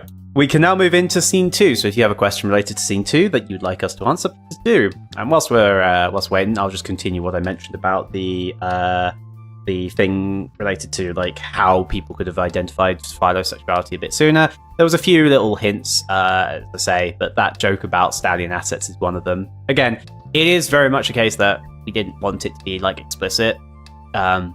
We knew that we were having to ultimately go up against that people who knew Philo would have that preconceived idea, though. So, but we didn't really want to just scream it from the heavens of like, he's gay, because what's the point? Figure it out. But you get it now, so congratulations. Okay, let's see. Questions. The Coco's first so one cute. is, why is Coco so cute? Or cute cut W? That's a really good question. Because PPW voices her, obviously. That's so true. And because Coco is just small, bean. Small, yeah. What is the Japanese word for this trope? Moe? Cool. Oh, yeah, moe. Moe's Kawaii? like... Kawaii is like cute, and I think moe is meant to be a representation of a genre of like cute anime girls doing cute things. Coco's an anime girl, basically. Now someone needs I don't to know. draw her. It's science, dude. It's just science. It's just science. It just works. Okay, a couple of good questions here. So we'll take those two. So first things first, how do you decide what to tell us versus keep hidden for later? Nice. Wait, like in teasers or like in story? I think in the narrative sense. That's a bit of a difficult question. I better have a good answer then. I think I conceptualize it as less of a game where you are participants, although mystery is a bit of a game, and more of a consideration of what particular narrative beat are we on, wherein the information we want to present, if it can be presented to accentuate that beat. Sometimes you don't have to reveal those plot elements. Sometimes it pays to pull from Hemingway to just not do that. Instead, keep everything underneath the surface and let the audience interpret meaning or interpret a bit of plot information. It comes with practice, and it comes with a sense of where are we in the story? Is this too early to present? Is it too late to present? Does it need to be presented? Or can it be put to the side for the moment? It depends on the story. It depends on the narrative. It depends on the chapter.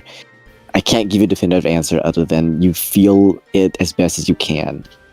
And then you test it out and see what happens. Okay. Next question. Was the empty room always the idea? Try and keep everything evidence at a bare minimum. Without really trying to spoil anything. Yeah, pretty much. Part of the narrative. But I won't go We're into not as being much. lazy, but also r/men living spaces. Just saying. He will reuse the same jokes over and over again. This man is operating on 20% CPU capacity right now. That's in the record. Wake up, Jared. Wake up, Mr. Jared. Wake up, Mr. Jarvy. All right. Does anyone here in the team want to make any final comments about Scene 2 before we transition from one half of the case back to the other?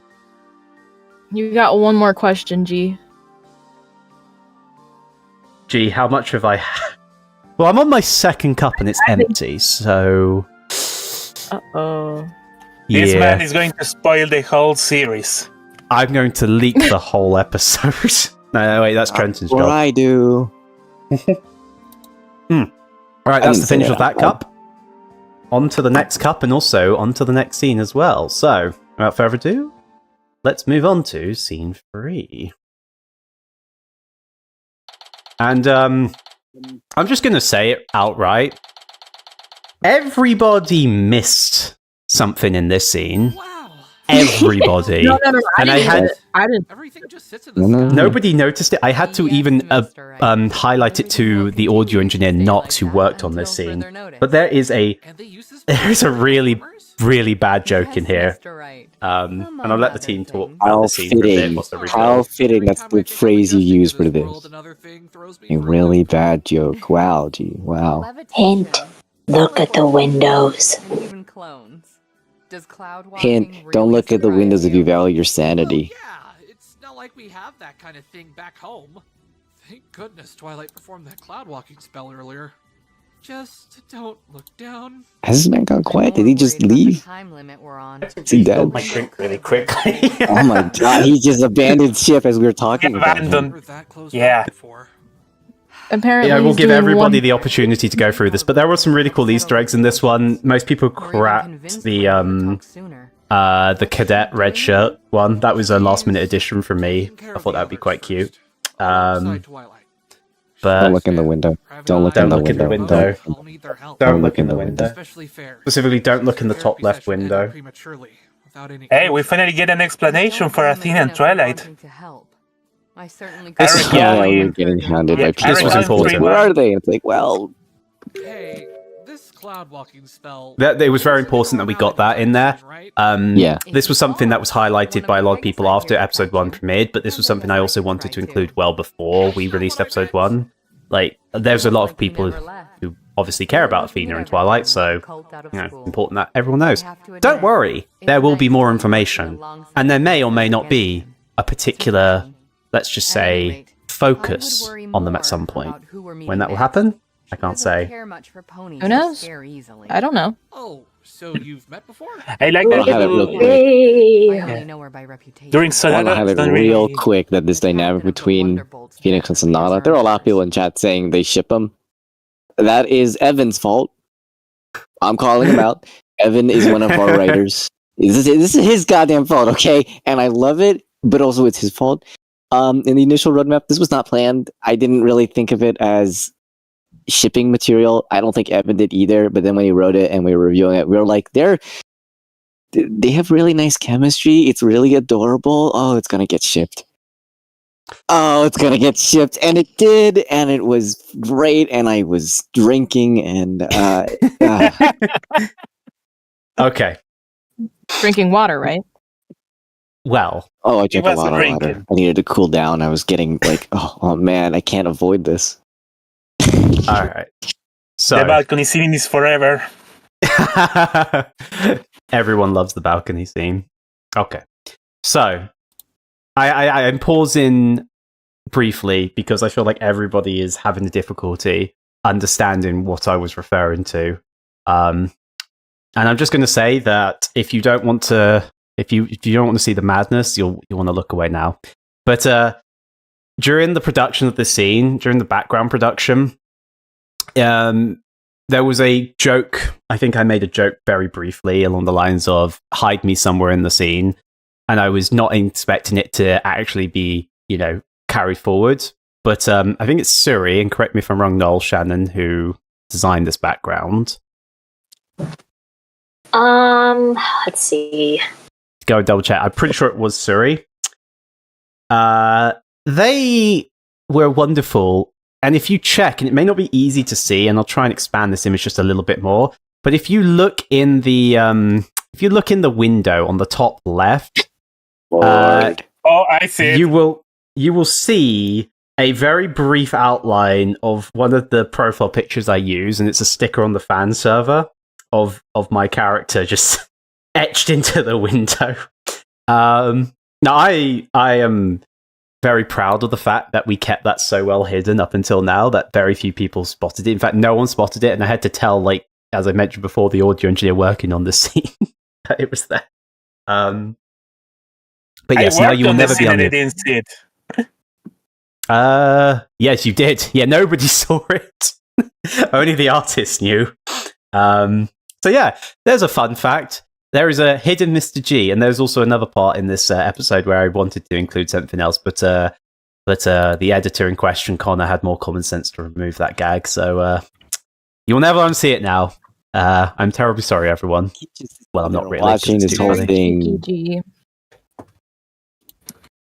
Disgusting. How dare you? All right. With that bombshell out of the way, let's continue on with the episode because we still haven't finished the scene yet. I thought I heard some newbies stomping around.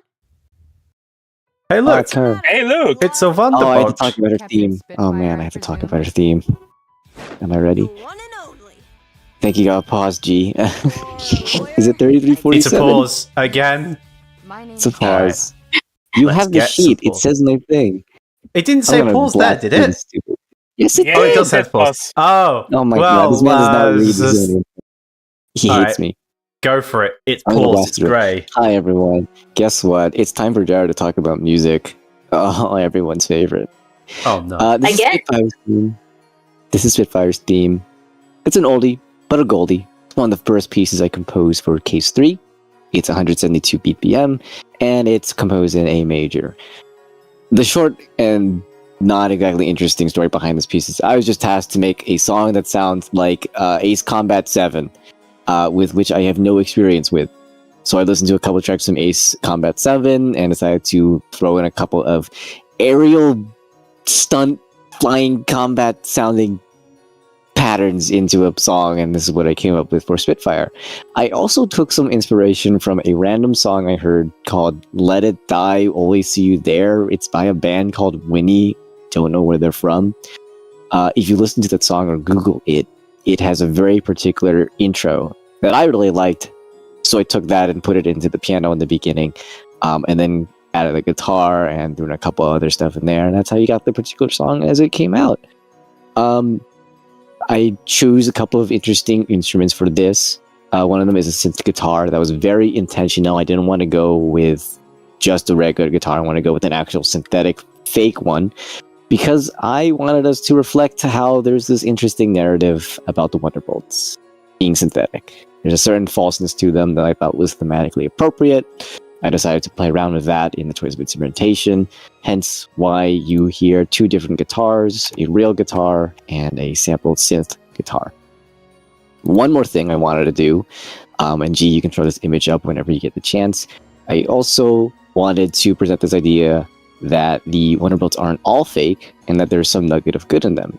To that end, I decided to pull from remake song Loyalty, which everyone better know, because it's a really good fandom classic, a fandom classic given new life. I redid the opening notes from Loyalty by ear and put it at the end of the song in basically the chorus section in order to accomplish this, to show that despite seeming shallow and false, Spitfire still believes in the ideals of the Wonderbolts. She is still loyal to them. One more final thing, which is completely out of my control, it's really funny. When you listen to the scene, there's a line where Spitfire specifically drops the word loyalty, and then the loyalty motif begins on that part. And I didn't know that that was going to happen until the actual episode, and I thought that was just a really cool thing that the audio engineers did. So kudos to them for picking up on that. You got to give props to Soundman, I think, there predominantly, because a lot of the awesome little additions come from that aspect. It's like the hooves in the Logic Fest last episode. So there is plan. There is some planning, some actual control. Yeah, that's really cool. It's a cracking song as well. It really, it's such a good song. It's almost as good as a song that you worked for 2.5 years. Spoilers. What spoilers? I'm not spoiling anything. I'm totally not going to be redacted from the redact. Anyway, no one's going to get that except Jarvy. I'm so sorry, everyone. I'm 2 cups down. I really shouldn't have started this game. All right, moving swiftly on. Thank you very much for that information, though, Jarvy. Let's get back in scene number 3. I'm the defense attorney representing Rainbow Dash. That little thinking animation, that wasn't originally part of the rig. Connor actually created it. For the scene he edited. It needed a few iterations, but we ended up with something that's presentation really suits other animations in the rig.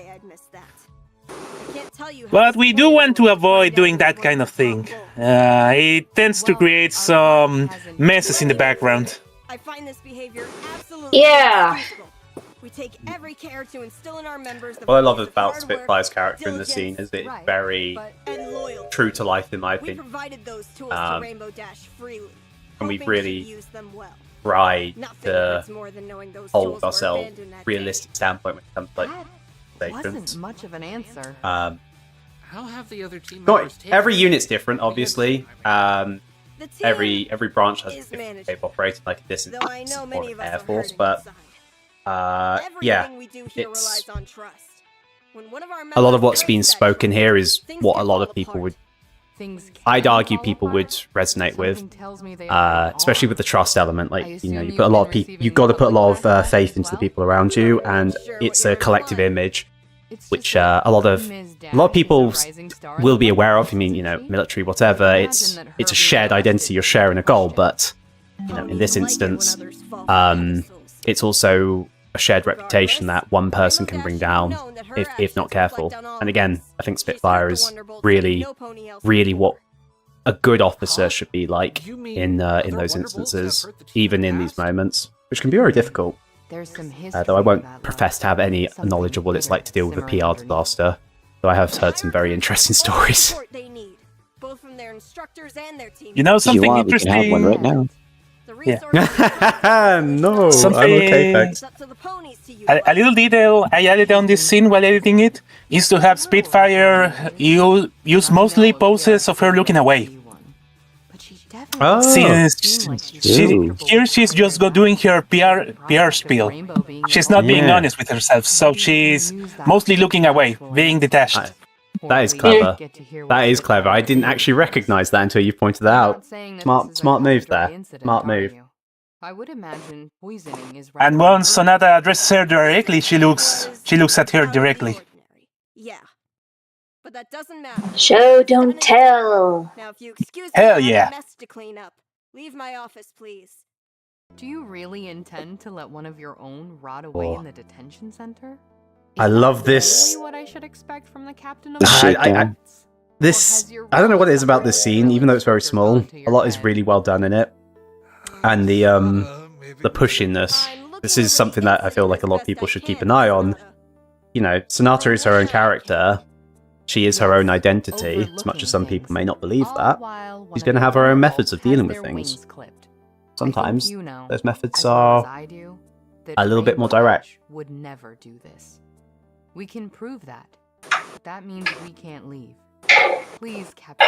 That's a bit of an interesting, and we can hear the banging of pots and pans in the background as the Wonderbolts Academy stumbles around outside Spitfire's office. It's preparations for war. That's what it is. Preparations for Equestriate War. Get the pots and pans, melt them down. This little moment, I liked editing that little moment of Spitfire's silent reactions. It's very tricky to pull off, but I think I did a good job expressing multiple emotions in that moment without a single word. And now we have Spitfire's smile. Damn, that's adorable. You can even keep stomping around the academy. I love this thing of characters who don't usually smile, breaking character. You love characters who don't usually smile? Yeah. maybe I am referencing something else. Oh, like the way devotion, right? Yeah, like the way Spitfire also mentioned that people like it when ponies fall from pedestals. True that we don't have much time. Yeah. Also, speaking Maybe of it's relevant. Follow me. Speaking of poses, shout out to Cadet for making the concept art for Spitfire's poses. Yes. Okay, that did. Sweet. Yeah. Yeah. There's quite a lot of people who put their time. There's quite a lot of different people who do a lot of different things. But there is one thing about the poses that we'll get to in a later scene that some people identified. But yeah, okay, so that was scene 3. I don't know if anyone has any questions related to that they want to quickly ask. But any other final comments from the team before we move on? Very short, very snappy, very good scene overall. But shout out to Fia. I don't know if we were able to shout out Fia before, but shout out to Fia again. Spitfire, so good. So much energy. Just shout out to her throat as well. Yeah. It seems that voicing Spitfire did a number on her voice. Ooh. Yeah, I think she had to do it while she was sick. Couple retakes. So like, dang. But she did amazingly. Yeah. Yeah. Okay. I'm not seeing any immediate questions. Yeah, but as highlighted, some Thea had to record these sick. But I mean, I don't know. Adds to the character. If it you know, you can't really tell. It's got that perfect amount of gruffness. We do prioritize the health of our voice actors. I don't want to make it seem like we make them work when they're sick. A very quick PR spiel. We respect our workers. A PR fiasco. Well, there it is. There you go. We're gonna unionize. Wait, really? Oh, boy, I can't wait. I need a union. Okay, it doesn't look like there's any questions, no further comments, so we're going to move swiftly on into scene number 4. Swift? Turnabout Storm? There's a Swift. Oops. I'm slowly waking up. Oh, this is still grey. Go away, grey. No one likes grey.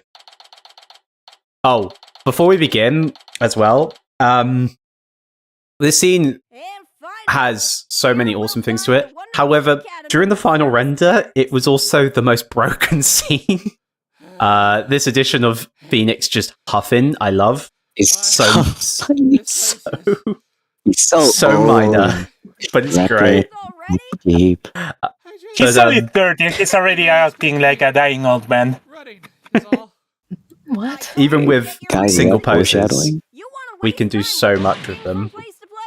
But yeah, this scene had the most errors when we were going through final render because of the method that... So, a bit of a technological explanation, but we do Adobe Animate, then it goes into some After Effects, and then it goes to Premiere. And in the process of going from Adobe Animate into After Effects, the way in which the file was translated, I believe, it caused the background that you see to constantly flash in and out of existence between character changes in the final render. So it was completely unwatchable. Yeah, it was great. So like one of the most, solid scenes of the episode, arguably with like so much information, so much interest and engagement, was also the most broken during final render, which is great. So fitting. So you can have a look around if you want. Also, I didn't realize that this background was actually based on an actual background in the show. Though equally, there were some issues with the original designs that needed to be patchwork out, because communication between writers and artists was still being built up at this time, and it's more apparent in the next part of the scene. But some of the stuff that was being described wasn't as clearly identified or wasn't being shown on screen. We took a lot of lessons from that, especially on making sure that information about a scene is correctly translated to specific artists and more descriptions. But the final results are really fun. And Null, I blame you for everything. In particular related to one gag you hide in the background. Is this it? Is this the one?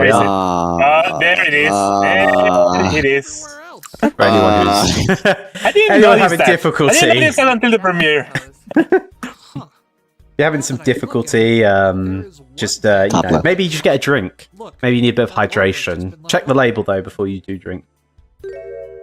Which one? Who's earned themselves extra laps next training session? You know something a little silly? Why are the names inside the locker? The victim's locker. Well, just in case you forget. That means we should. Yeah, let's check inside the locker. Just in case you forget who you are. Look, these are Wonderbolts. They're not exactly the smartest crayon in the knife box, so... Oh, wow. That was a dig at Rainbow and Spitfire. That's a dig at... Why are they the only thing in here? Sure. Among Us. Am I right, guys? Let's talk about Among Us. Oh, all right. I hate this part, G, because I hate you. All right. I'm going to just pause very, very briefly. A long time ago, when this episode was being written, we were conceptualizing information, and this is. I think this is actually the first time I influenced the writing with some of my most egregious decisions ever. We were thinking of how to demonstrate that they are different. And in my head, I was like, how do you design a barcode? And I was like, screw it, I'm just going to make a number code. But what could I reference? Well, I decided to reference an event that happened within the team a long time ago, which basically is referred to as the Scene 404 incident. I wasn't around during that time, so I can't explain it in the greatest terms. But the long and short of it is, a when editing, a whole scene just broke. I don't know what the reasoning is, and I'll have to rely on someone else who is in the team, who's here right now. And ironically enough, a lot of people actually weren't around at that moment when it happened. But one of our older editors had to deal with the whole scene just breaking in Adobe Animate, as it regularly did, and I think corrupting the whole file in the process. And we affectionately referred to that moment as Scene 404. So to forever immortalize it, if you translate the numbers, 19, 3, 5, 14, and 5 again, you get the word scene. 19 is C, is S, 3 is E, C, sorry. Wow. Whoa, G. That was own A or G. Wow.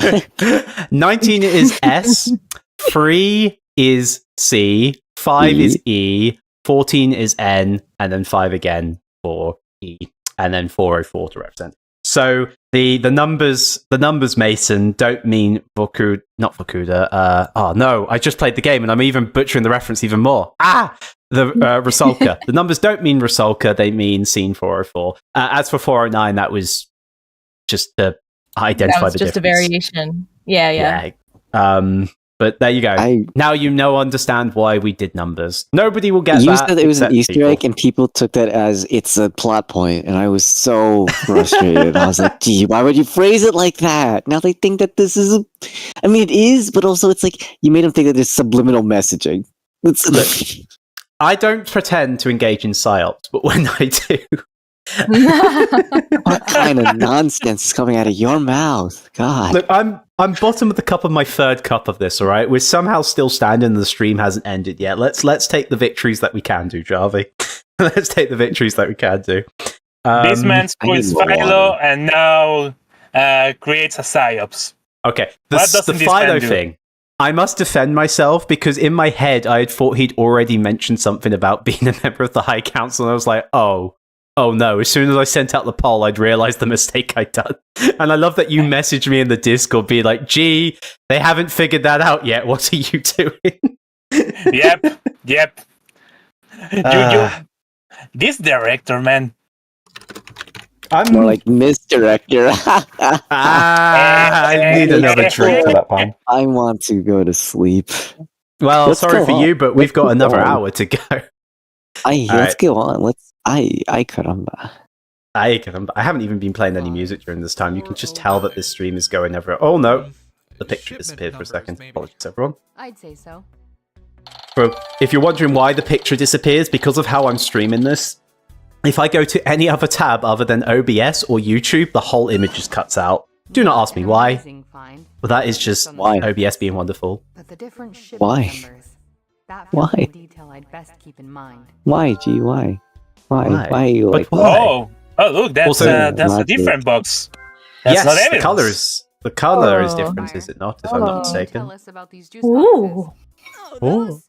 Yeah, Streamline's always drinking them. Rainbow Dash too, now that I think about it. They're the only ones who do, really. Ew. Grape juice. I do love this reaction. Yeah, but I guess it makes sense it hasn't really caught on. I like her little mouth. Her mouth I love is grape flavor. Well, I like apple and grape, I should say. Or apple and blackcurrant. I don't know if that really counts for grape, but Angry Phoenix. Angry Phoenix.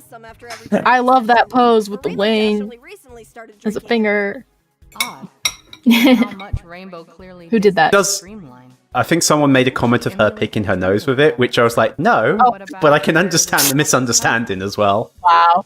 Somewhere off base. No, because if it was in her nose, we wouldn't see the wing. I suppose I could ask either of them Right, it'd be inside. assuming there is a later. Remember, kids, you can pick your friends. You can pick your nose. You can't pick your friend's nose. Yeah, don't do that either, but don't pick your own either. Also, This has been their own LPR privacy. typing. So, like, right. There should be something in this locker, but it was removed during editing. But I had wanted for a little note to be put in the background. That On the bottom of the juice that said, look at the numbers. Mr. G, your greatest dear fan, signed Mr. G. I knew it! I knew Connor. it! I knew it! Connor removed it. Thanks, Connor. You need a second to the episode. Wait.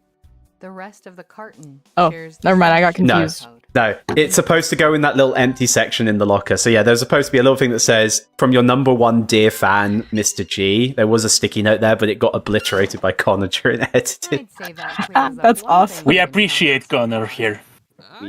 We're better than self-referential humor, obviously. Why would we ever... The whole scene's basically self-referential. What am I even saying? Oh! Logic! Oh, look at this! Oh, logic! This template was actually created by MP before he first left the editing team. Mm-hmm. Oh, wow. Connor only had to adjust it for our higher resolution we work at now. Since 2 juice boxes between these 2 lockers share the same shipment code, I noticed that your microphone is activated, Null. I hope you're not trying to convey anything, because I feel very bad if a lot of information is getting this. But it's highlighted for some reason. You're just always Yeah, on. mine was doing that too. I had to lower my mic volume in the settings, and then it stopped. Null is just switched on. That's the main you're thing. just switched on. That's weird. This is what you get for throwing in an Among Us reference at the corner. Highlight You guys are both cursed. You guys are both cursed. Oh no. Oh god. Sorry. Oh yes. Oh dear lord. I got like 3 different curses on me now. You've got Maria hating you. You've got Maria 3 hates curses. Got 3 curses. I really am the villain of EOJ. This is my origin story. This was fun. This whole section as well was another incident of writers and communicating with artists. Because when we got to this scene, poor Connor was like, so who is what and where is who? Like, that made no sense to anyone. Point is that we couldn't identify the key. We didn't have like a clear direction point for people to view.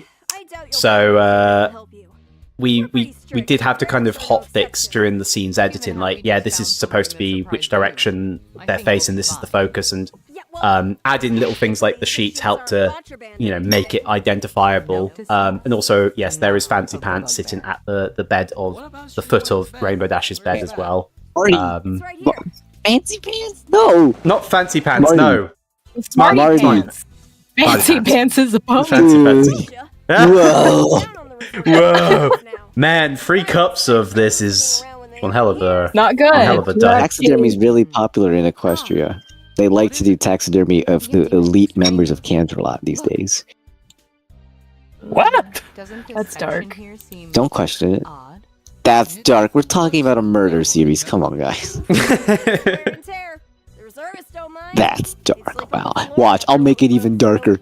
Wear and tear. Yeah, that comment about we will sleep on anything, it's true. It's so true. It's so true.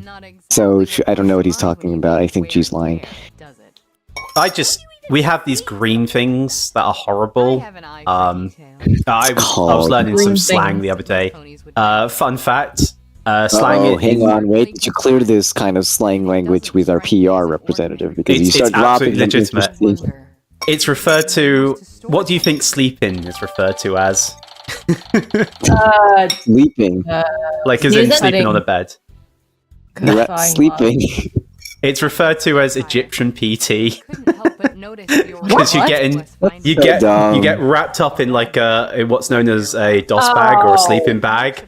So you kind of crossing your arms because you've got to keep your arms like tight. So it's known as Egyptian PT. It's great. There's some really stupid ones there. That's really... I hate... You guys ruin English. Oh, this particular joke I love. I don't know who came up with it, but I love it. Adding some character to the officer. It is such a thing that a Rupert would do, though. Like, it is such a thing that a junior officer would pull off, just to try and keep things nice and trying to hide stuff. It was quite fun having to sort of like game plan and brainstorm ideas on how this would actually play out. In essence, like, oh well, like things. I'm not going to say which things. To be careful with my wording, but utilizing military establishments and how now he's going to be happen. careful. He doesn't want to reveal that there's another High Council member. Got it. There are, in fact, 100,000 million High Council members. Fun fact, there you go. Yeah, and every time. Canon. I'm not quite sure what that Who are the means. ponies in the picture I'll frames? trust that it's I'm probably curious. significant. Randos. Oh, A really not fluffy one, which could be like Cardizone and Child Pre, Looks like a crate and a view. really nice one in the other one. I like how Phoenix is so used to speaking about Cyclops investigation that he goes and brings it up to Sonata, without realizing he never told her about any of that stuff. It is a good laugh, to be fair. It's like, hey, this common device that I've been using for most of my life, you understand it, right? We have magic, but I have no idea what it is. Also, this logic piece, if I'm not mistaken, no one understood. There was a bit of a change last minute, because I think it was initially going to have like a Cyclops in the image, but obviously Sonata wouldn't know what a Cyclops looks like, so it would only be the Magatama, which was a really good catch. Yeah, subtle, but very good. The only real thing of note is the empty bed and that tear. But we don't know who made it. It could be unrelated. I have a feeling that'd be too good to be true. Oh, some aggressive typing from Shannon. She's typing up a storm. Also, we didn't mention it at the beginning, but the sound effects that's playing at investigation start and investigation complete were custom made. And Jarvy, myself, and Salman had to spend ages trying to get that right. It was a weird process because we just had a bunch of drums that I have, and I would just play around with some of the EQing and stuff in order to combine it with the original. It turned out pretty close, higher quality. Like, this is Nosebleeds art, right? It was. And Ghost Trick Death Pose. That one is for sure. The other one, I don't remember. Let me look. As Bruno shouted out, though, yes, that is actually a reference to the Ghost Trick Death Pose. I'm surprised people didn't catch on to that, but that was requested heavily by one of our writers, James, who is a massive Ace Attorney and Ghost Trick fan. So, yeah. Shooty nerdy boy, but it's okay, one of us has to be. It is genuinely useful to have an Ace Attorney encyclopedia. It is. It's more useful than going to the Ace Attorney wiki. Okay, so I got the references. It's actually Nosebleed didn't work on either. Oh, my mistake. T worked did. on both of them. Okay. My mistake then. Also, a fun thing, the court record and evidence. There has been like a little bit of debate. Connor made a lot of points about this during his editing, but people may or may not have noticed that how we do court record editions is different to the games. The games have the evidence fly on, the text box fill out, and the evidence goes behind the text box. We've changed it to be text box disappears, evidence goes down. My opinion, I like it the way we do it, but I thought I'd fire that one out because I'm not sure if it's actually been mentioned before, but I know that when we were editing, Connor was making quite an aggressive point about it, which is quite funny. Because he was the only one who didn't follow that procedure, so democracy wins in this case. Just consistency. It was pretty rough rushing her out like that. She's still there now, under the Royal Guard surveillance. Oh look, the Royal Guard actually doing something useful for once. Instead of we shared a brain cell on that one. AG, regarding military, if someone has an accident in a military installation, are they sent to a civilian hospital? So, yes, but it depends. Like, obviously, most people will try to treat. Obviously, in like a combating situation, obviously not, it'd be a medic. But yeah, in most training instances, a local civilian outpost will have, hospital will have a lot more equipment because they're designed for that thing. It depends on the incident. Like, if someone collapsed, yeah, definitely send them to a goddamn hospital. Don't leave them there for too long. It can be anything. The care and the care and consideration of troops is important. I'd like to know. But everybody's taught first aid in the army, at least here. So you're expected to be able to deal with the immediate consequences if something happens. Interesting. Yes, please. I'm not sure if it's the same in the US though. And before we continue on, let's take a quick pause there because that is the end of scene 4. Questions. Time for questions. if you have them. But yeah, so that scene was a lot, especially considering we had a lot of different additions. We had investigation, we had information, we had a meme, 2 memes. We had logic, multiple backgrounds. So yeah, any questions that anyone would like to ask? I like scene 4. I think, admittedly, and this is going to be controversial, I like scene 4 a bit more than I like scene 6 because there's more going on there. But I do like. I'll grant you that. I think scene 4 in the immediacy is technically better than scene 6 because there's more given. Yeah. But there's obviously literally evidence given. So I mean, we have stuff. But scene 6, when we get to it, you can plead the case. I will say as well, this is a bit of forward thinking, there's a bit forward jokery going on. But I had been bullying poor Jarvy here for weeks, saying that I would turn that scene into a post-credit scene just to spite him. That's what I have to deal with. Gee. And to be fair, Bad G.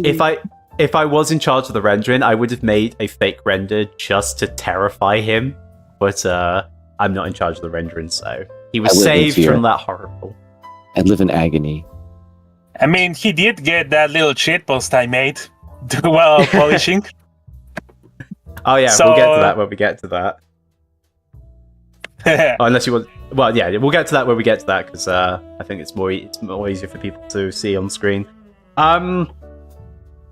Whose bed is Soren's is a question. I don't know. Soren's he doesn't live at the academy. Who is Soren? There is no Soren. Soren isn't a real person. There's no Soren. And also, this is the reservist barracks, not the proper Wonderbolt barracks. Yeah, this is for all the newbies.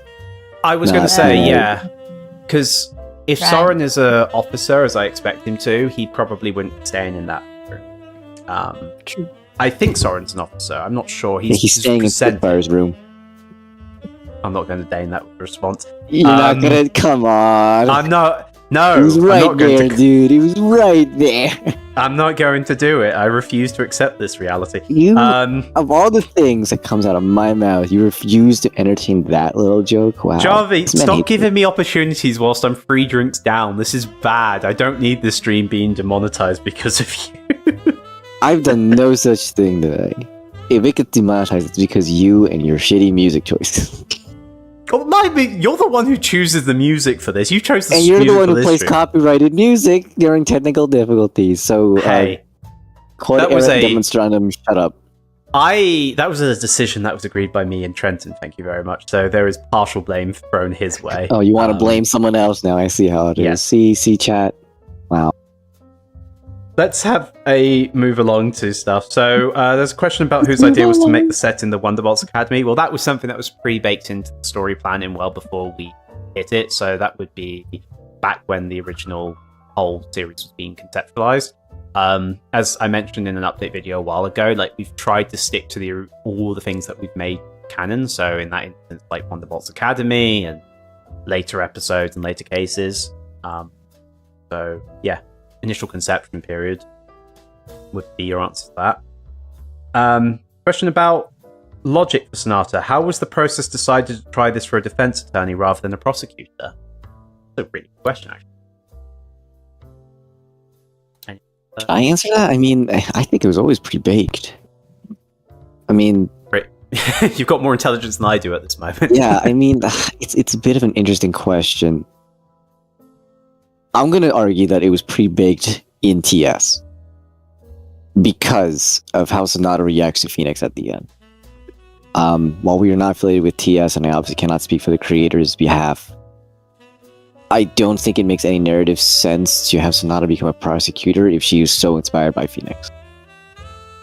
I think, and also she says in TS that she has, I believe it's said in TS, that she also studied to be a lawyer in some capacity. Yeah, she has some training as part of Counterlot. Same as Trixie. I don't know if from what I recall, she wanted to be the prosecutor for TS, but Trixie beat her to it.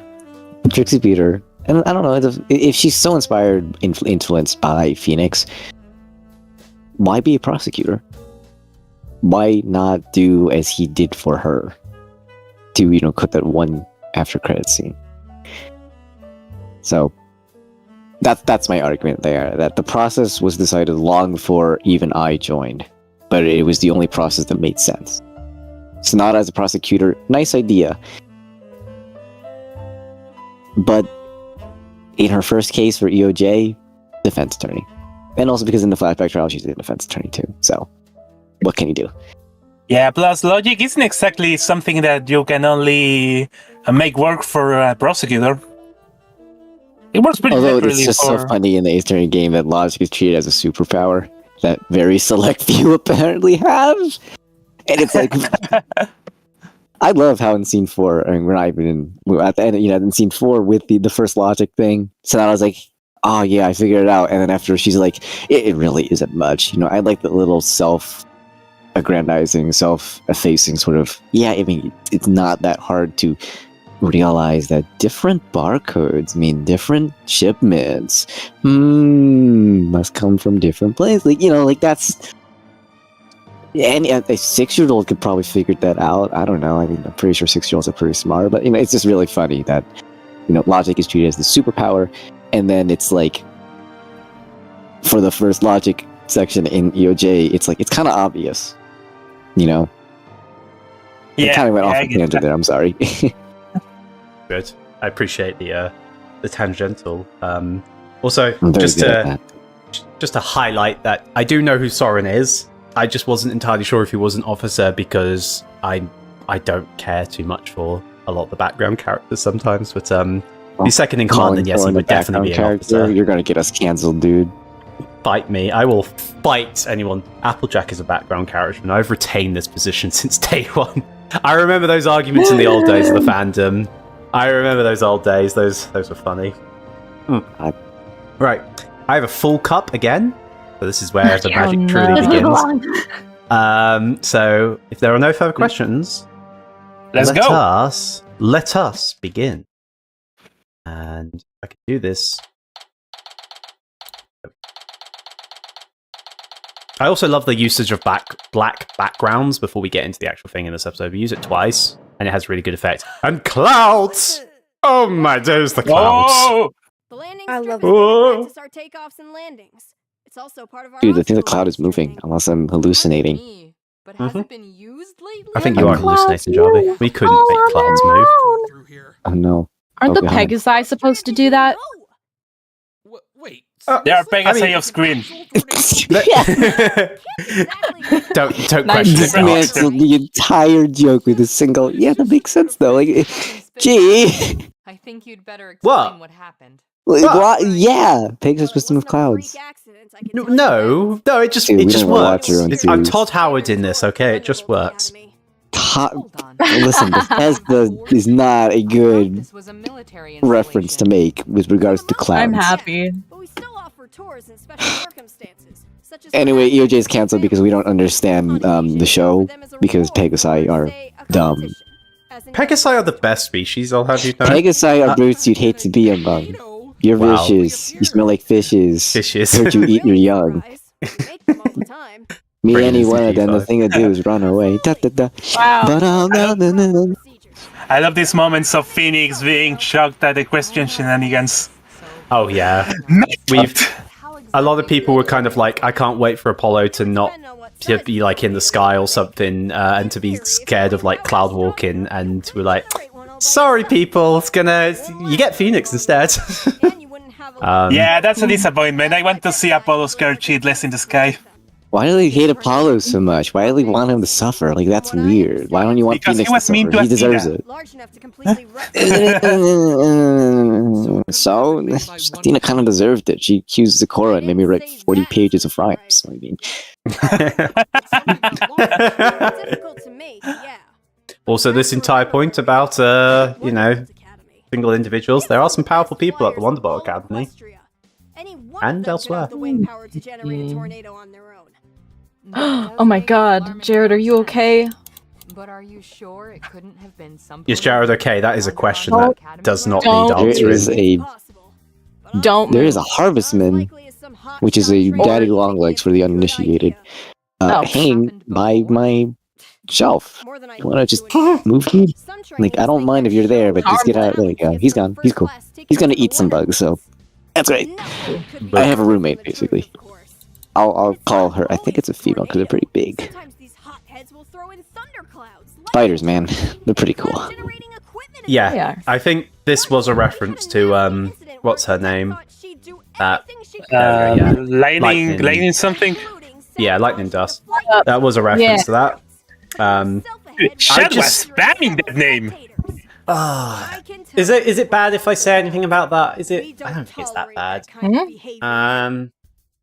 What ends up happening to I'm not going to say too much. Yeah, I'm not going to say too much, but I think people's immediate jump to that without thinking, hey, you know, keeping possibilities open is a little disappointing. But I can appreciate why as well. Just, you know, I do find it interesting though that people really want lightning dust in this, but only for the reason to make her the killer. I'm like, why do you want the that feels weird, you know? You like this character, okay, cool. Lightning's an interesting foil. You want her back for the sole reason of sending her away?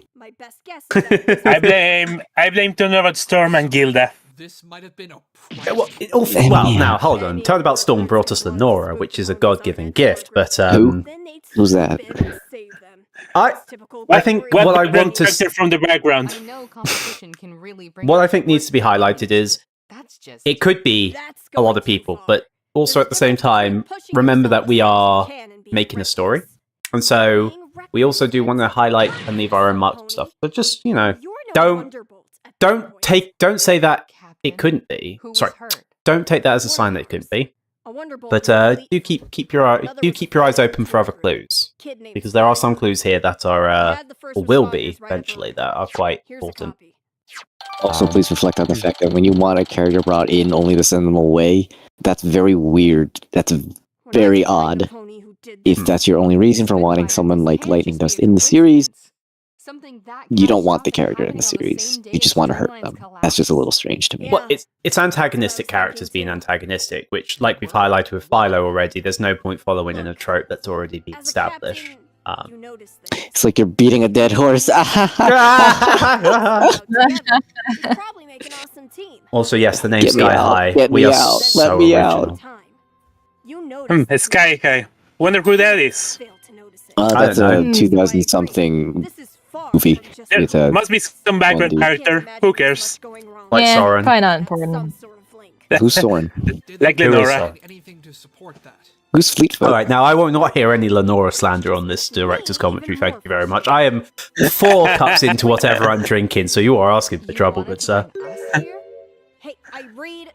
Hey, you know, also, there was a little mistake in this background. A lot of the details are hidden by the text box. That is also true. Well, the full background's available at UK PonyCon from the UK PonyCon teaser, actually, sort of. But I must hijack this point that you're raising to quickly highlight that the comment made there was written in by Evan, one of our new writers. And it's a really, really awesome subtle in. In this episode, you'll have noticed a lot of references to Case 2. One of the biggest things that we wanted to do, especially with the rewrite, is not disregard what we've already shown. And, you know, moments like that, we thought, yeah, well, unintentional, but awesome ways to keep the continuity. It wasn't in the planning, as I say, and Jarvy can speak more to it, but it was a really great little addition.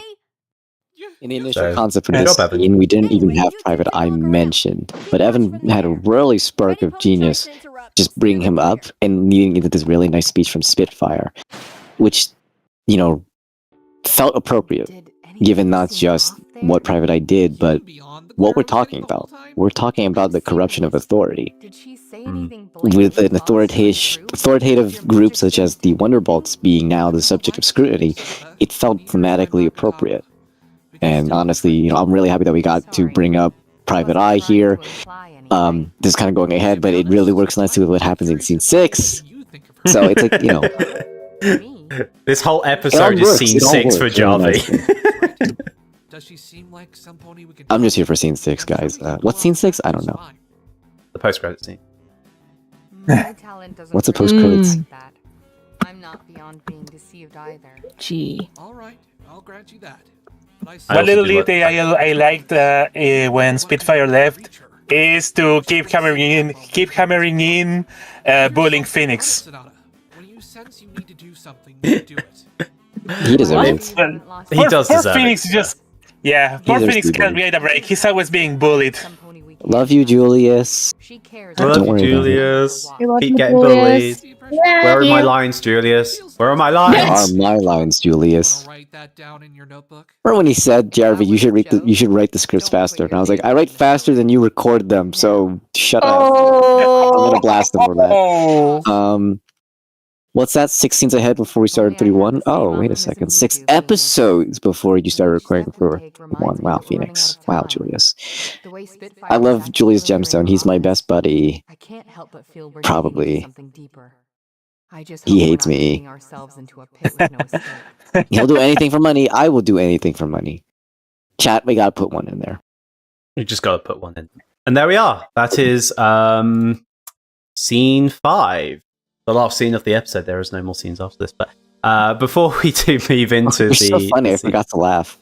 I know. It's okay. You'll remember next time. Yeah, so another really cool scene. I think the best thing about this scene, I really should have done this at the end of each scene, but I've been so preoccupied trying to keep the stream operating. The nice thing about scene 1, it got us back into the mystery, but it also allowed us to finally, focus on the case as a whole. It wasn't just like a setup, like episode 1 had to. Scene 2 got us a bit more intrigue, a little bit more mystery. Scene 3 introduced us to the other half, nice breakage point, also a lot of memes. Scene 4, really awesome information. Scene 5 is like that moment where you can tell the series, this series I'm referring to, is moving in the right direction, in my opinion. It's clean, it's engaging, it's fun. There's some really awesome technical achievements. So yeah, each scene adds its own thing. And again, because we keep going on about it, it all gets rounded off by a really, really awesome character-driven scene. But before we get there, before we can talk about the thing that Jarvy has spent the past 2 hours and 20 minutes waiting to talk about, we're going to take some quick questions if there are any. So if you have a question. It's been 2 hours. Wow. 2 hours and 20 minutes. Time flies when G hates you. Wait, that's not good. Hang on Is a that second. true? Wait for Elon Musk to show. Why? That's funny. I'm trying to think if there's anything particular that would highlight as well from Clouds. The clouds are great. I know I brat on, but it is honestly great. The clouds are great. Oh, yeah. Didn't you want to call this scene Clouds or something? And I was like, that's so funny. Change it. What was it? Yeah, I need to go back and review the initial You just ideas said for clouds, this. and I was like, clouded optimism makes more sense, but really, clouds. No, it was like, hey, look, clouds. Let me go back. I'm going to go and find this. Give me a second. I was like, that's... I need to do a scene one. Scene one rough. Good morning, writers. Haven't had a chance to read. So yeah, 00 was previously on. Scene 1, a charismatic mare and stallion. I edited the message, so I may have lost it. You removed the... Oh my god, he's forged evidence. Wow. Wow, G, wow. I copied it so that I could actually easily input it into the description, but it was like, yeah, hey, look, ... clouds. Because I was very impressed with the clouds. I'm sorry, I'm a man of simple pleasures. If they're moving clouds, there are moving fucking there's clouds. nothing wrong with having simple pleasures. Exactly. Yeah, but in this series of complicated stuff, G, just really, hey, look, clouds. We have a really, guy G. called Overall Concept, which is a reference to the word OC. We have no right to talk about complexity, except... You named the next scene something really good, but you decided to give scene 5 the short end of the stick. Why? Because I knew that if I gave the scene 6 anything other than what you yourself had written into the script, I would be murdered. Just think how I would name things, G. Just think about that, and then you'll be clever. You named most of these episodes. Shut up. So just take that knowledge and technique and apply it to scenes. I swear to God, if you name like 3-3 one of the scenes, like, hey, look, ponies. Ponies. Hey, look, a mare. Hey, look, ponies. Like, what? Hey, look, MILF. Oh, no. We're gonna get demonetized. Let's move on. Let's do this last thing. Come on, we got one more. All right. Okay. Do you feel? Oh, well, actually, there's a few questions here. Do you feel it's important to keep mentioning the Magatama is not a lie detector? I feel this is something that always gets misunderstood. Yes. Like, I misunderstood it, truthfully. I started replaying Ace Attorney recently, but James, again, Encyclopedia. Actually, I can make this joke. Encyclopedia Britannica. Yeah. Oh, I'm saying that. Oh, that hurt.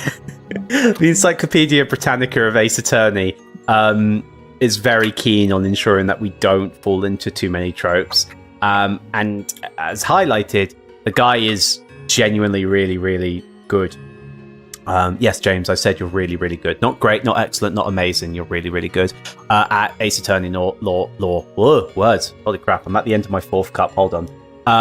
No. So, yeah, we do try to highlight these things.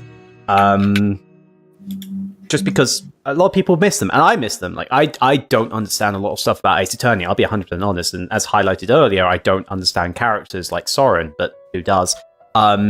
So it's important that you have these, what we refer to as SMEs in the project management business, to keep you in check. Yeah, that's as much as I can say about that, really. What does SME stand for, actually? SME stands for subject matter expert. Aha. So yeah, if you're ever making something, make sure you have an SME, because my lord, does it make your life a lot easier. Someone rambled for like 2 minutes. I just need to refill my drink. Rabble. Fun fact We'll about that's a really funny thing that you should bring up, that Shannon. Fun fact, guys, in the chat and also in the stream. There's a weird case in several times in case 2 where we kept saying, you know, the part where the crowd always says like the murmuring. We used to have rubble, and then we had rabble. And then I was like, wait, why did we have rubble? Rubble is not... Rubble is rubble. Rubble is debris. And I was like, why did we wait 6 scripts to figure that out? So then we fixed it and realized it should be rabble, not rubble. It's the whole little Easter eggs. Apollo is going to get some PTSD flashbacks to a courtroom collapsing. That's really... Okay. Oops. Right. Someone asked who came up with the idea of the victim being poisoned. Rainbow Dash. Oh. Rainbow Dash. Where's Spitfire. Stop it, you down boy. Did you watch the episode? That's what they said. No, where did the idea initially come from? The meta narrative. Wonderbolts Academy. Oh, for God, I think the background context for it really just came from the fact that we wanted to do something a bit unique. I can't remember if it was in the original pilot of Case 3, like in the pilot proto roadmap. There are so many iterations to this case. I just need to highlight, like, I say proto roadmap, which means a roadmap before we design the roadmap for the episode, which is something that Jarvy and myself and Salman helped kind of like build. But before that, we had like a Bible, which we turned into a full thing. For Case 3. That, we had 40 pages of Zecora lines. So, where the ideas come from? Well, I can simply say that they have an origination. They have an original originator, but the final product sometimes is lost to history. I think though the poisoning part came in during the rewrite. No, it didn't. It definitely came before. Sorry, it came before the rewrite. But why? I can't say. And I won't say. I actually think one of the original things, way when I first joined, was when there was even brief discussion about Case 3, how it would happen. There was initial talk of just making another Turnabout Storm and Lightning. Like using Lightning as yeah. a method. And that's old. That's a very old idea. So, which I I think is where the inspiration for the Case name comes from, actually, now that I think about it. Which I will say, don't take that name literally, sort of. Take it metaphorically. Remember, I'm a writer. Are you? No, I'm a musician. Let's get a poll of that. Shannon, is he a writer? Yes or no? Yes. Arts, is he a writer? Yes or no? Yes. Null, is he a writer? Yes or no? Yeah. Okay, you've heard the democracy vote. You're not a writer, Jarvy. Congratulations. Yeah, I heard. You're right.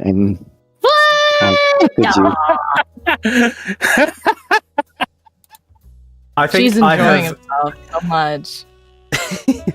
We've railroaded this point to natural conclusion. So, as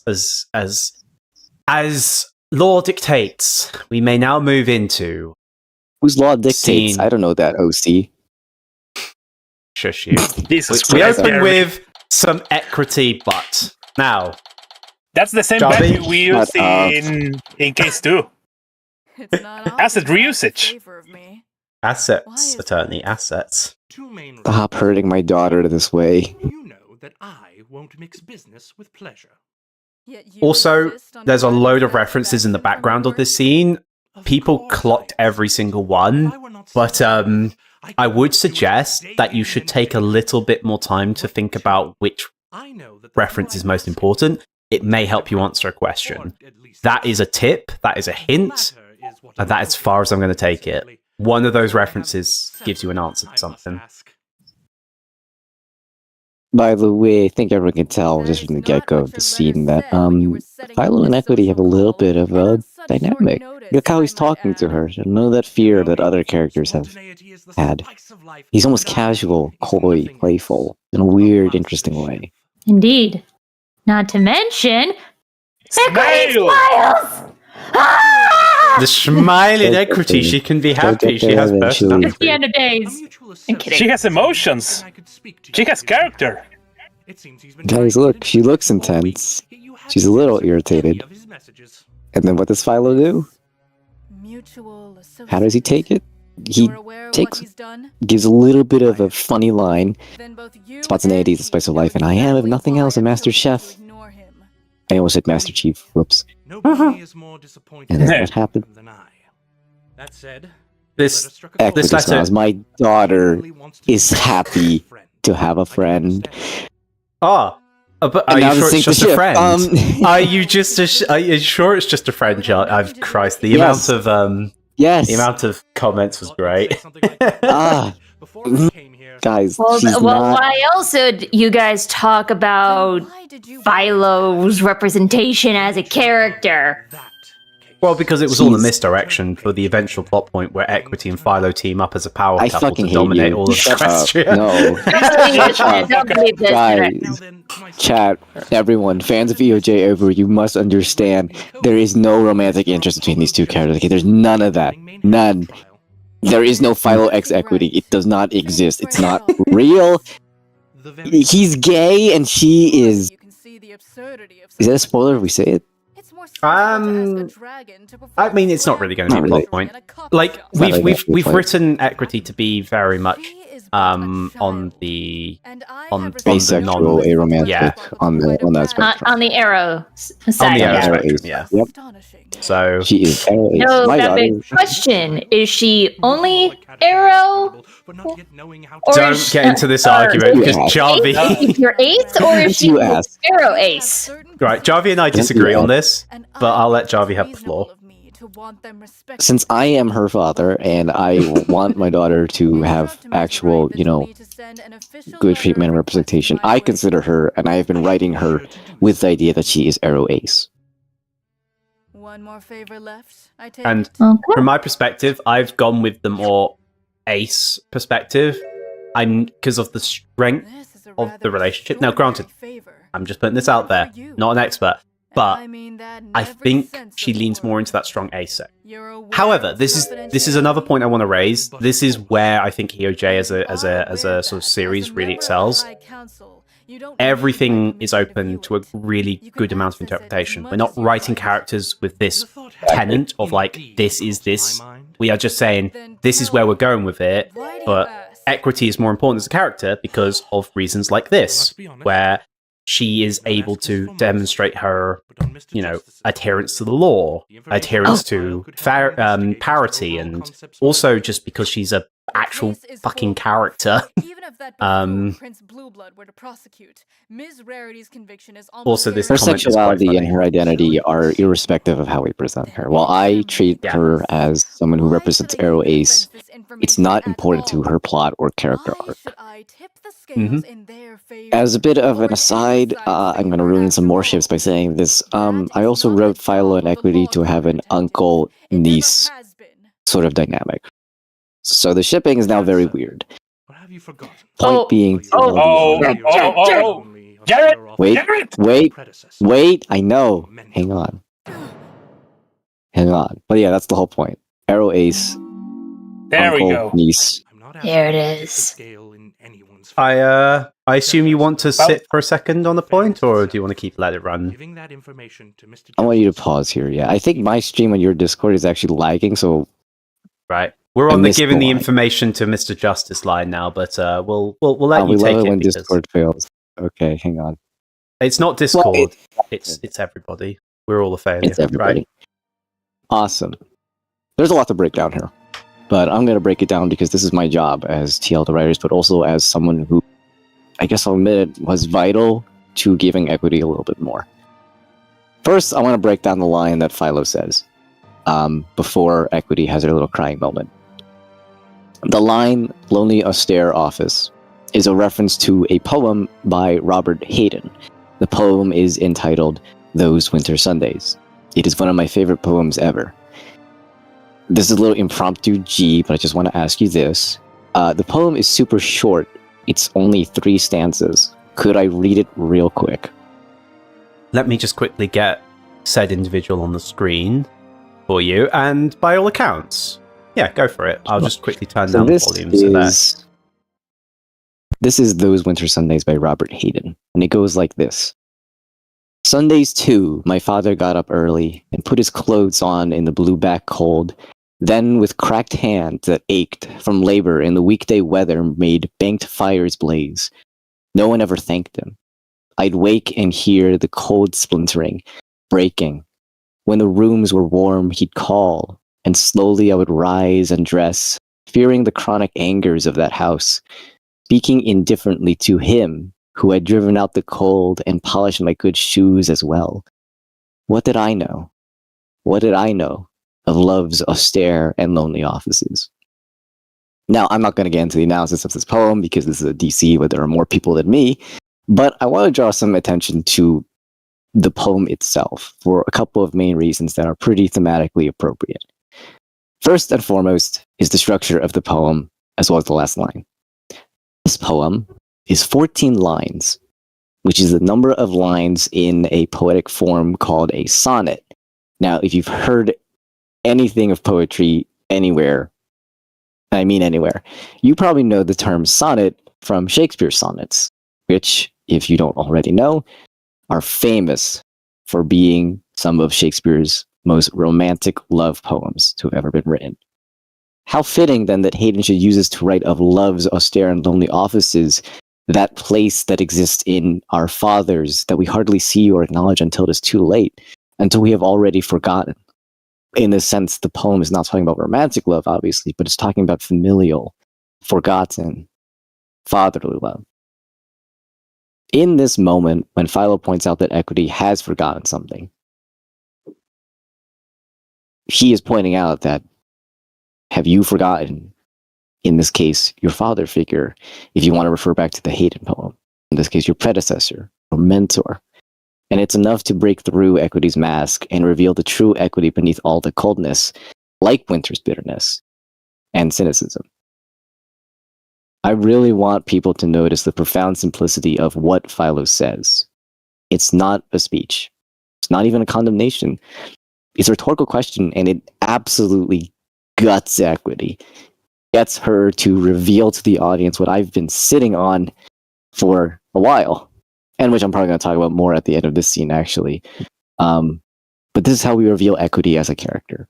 No longer see this edgelord, this empty shell of coldness and trust is a lie and friendship is bullshit and all that. No, we get into real equity.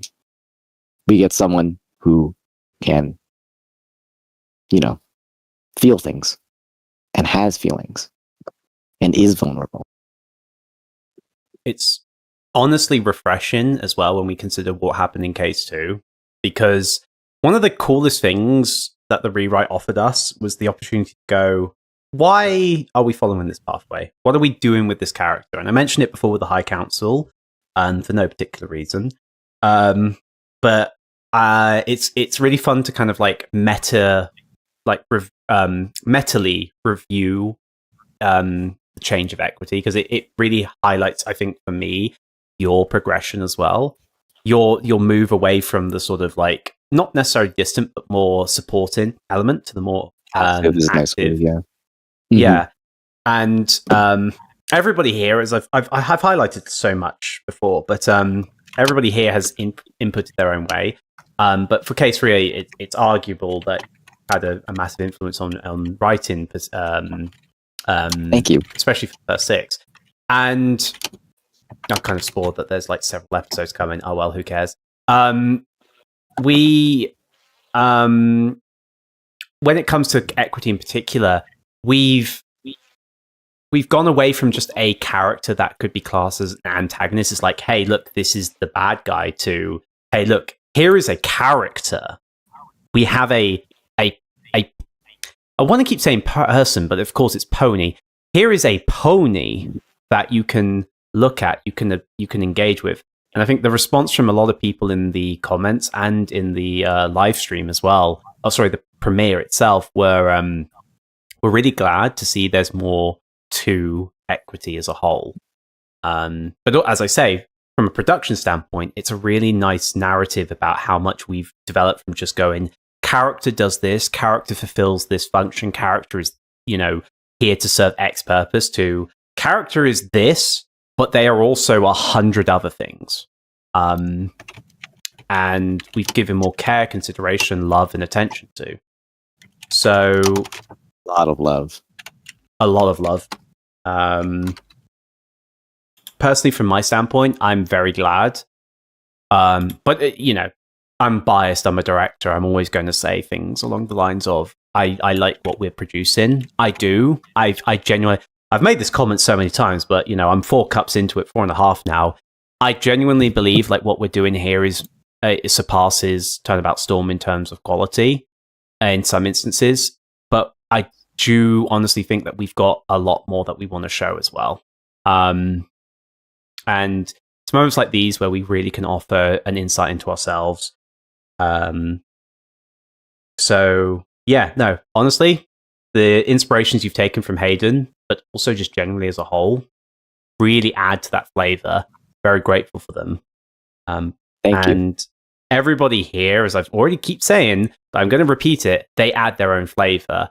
And I would go into a long tirade about like the different ways everybody's done it. Like I've highlighted before, but Null in the previous couple of scenes hiding little Easter eggs, but also directing art, or Shannon with the riggers, or Bruno with the editing, and Arts with the voice acting. We're all contributing in our own ways. So yeah, again, if anybody ever questions, what does case 3 bring to the table compared to case 2? For my answer, it brings personality, and it brings our identities, and it forms us as people in a form of art. But again, that's just a very personal, very selfish perception of how it is. Ultimately, I'm very glad that equity as a character has been developed. But as I said, I think it reflects ultimately the growth of EOJ as a whole. So for sure, it's very nice, and it's why she features center stage in our poster, which very very glad that we got that finalized. Big shout out to you, Shannon, and to Nosebleed as well. My Anything else, daughter anybody? deserves love.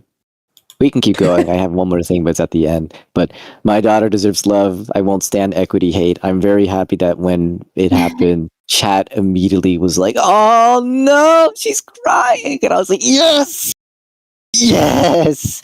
So Care for her. Her be mortal. It was such a 180.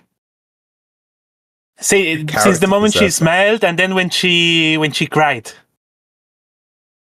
It was Equity great deserves to see. love. Equity So does what you're deserve telling love. me is that she deserves Violet Reed. I'm gonna kill you. I'm gonna kill you, and then you're dead. I'm gonna kill you until you're dead, and then kill you again. You can't ruin my mood. And Not then yet. stuff him, apparently.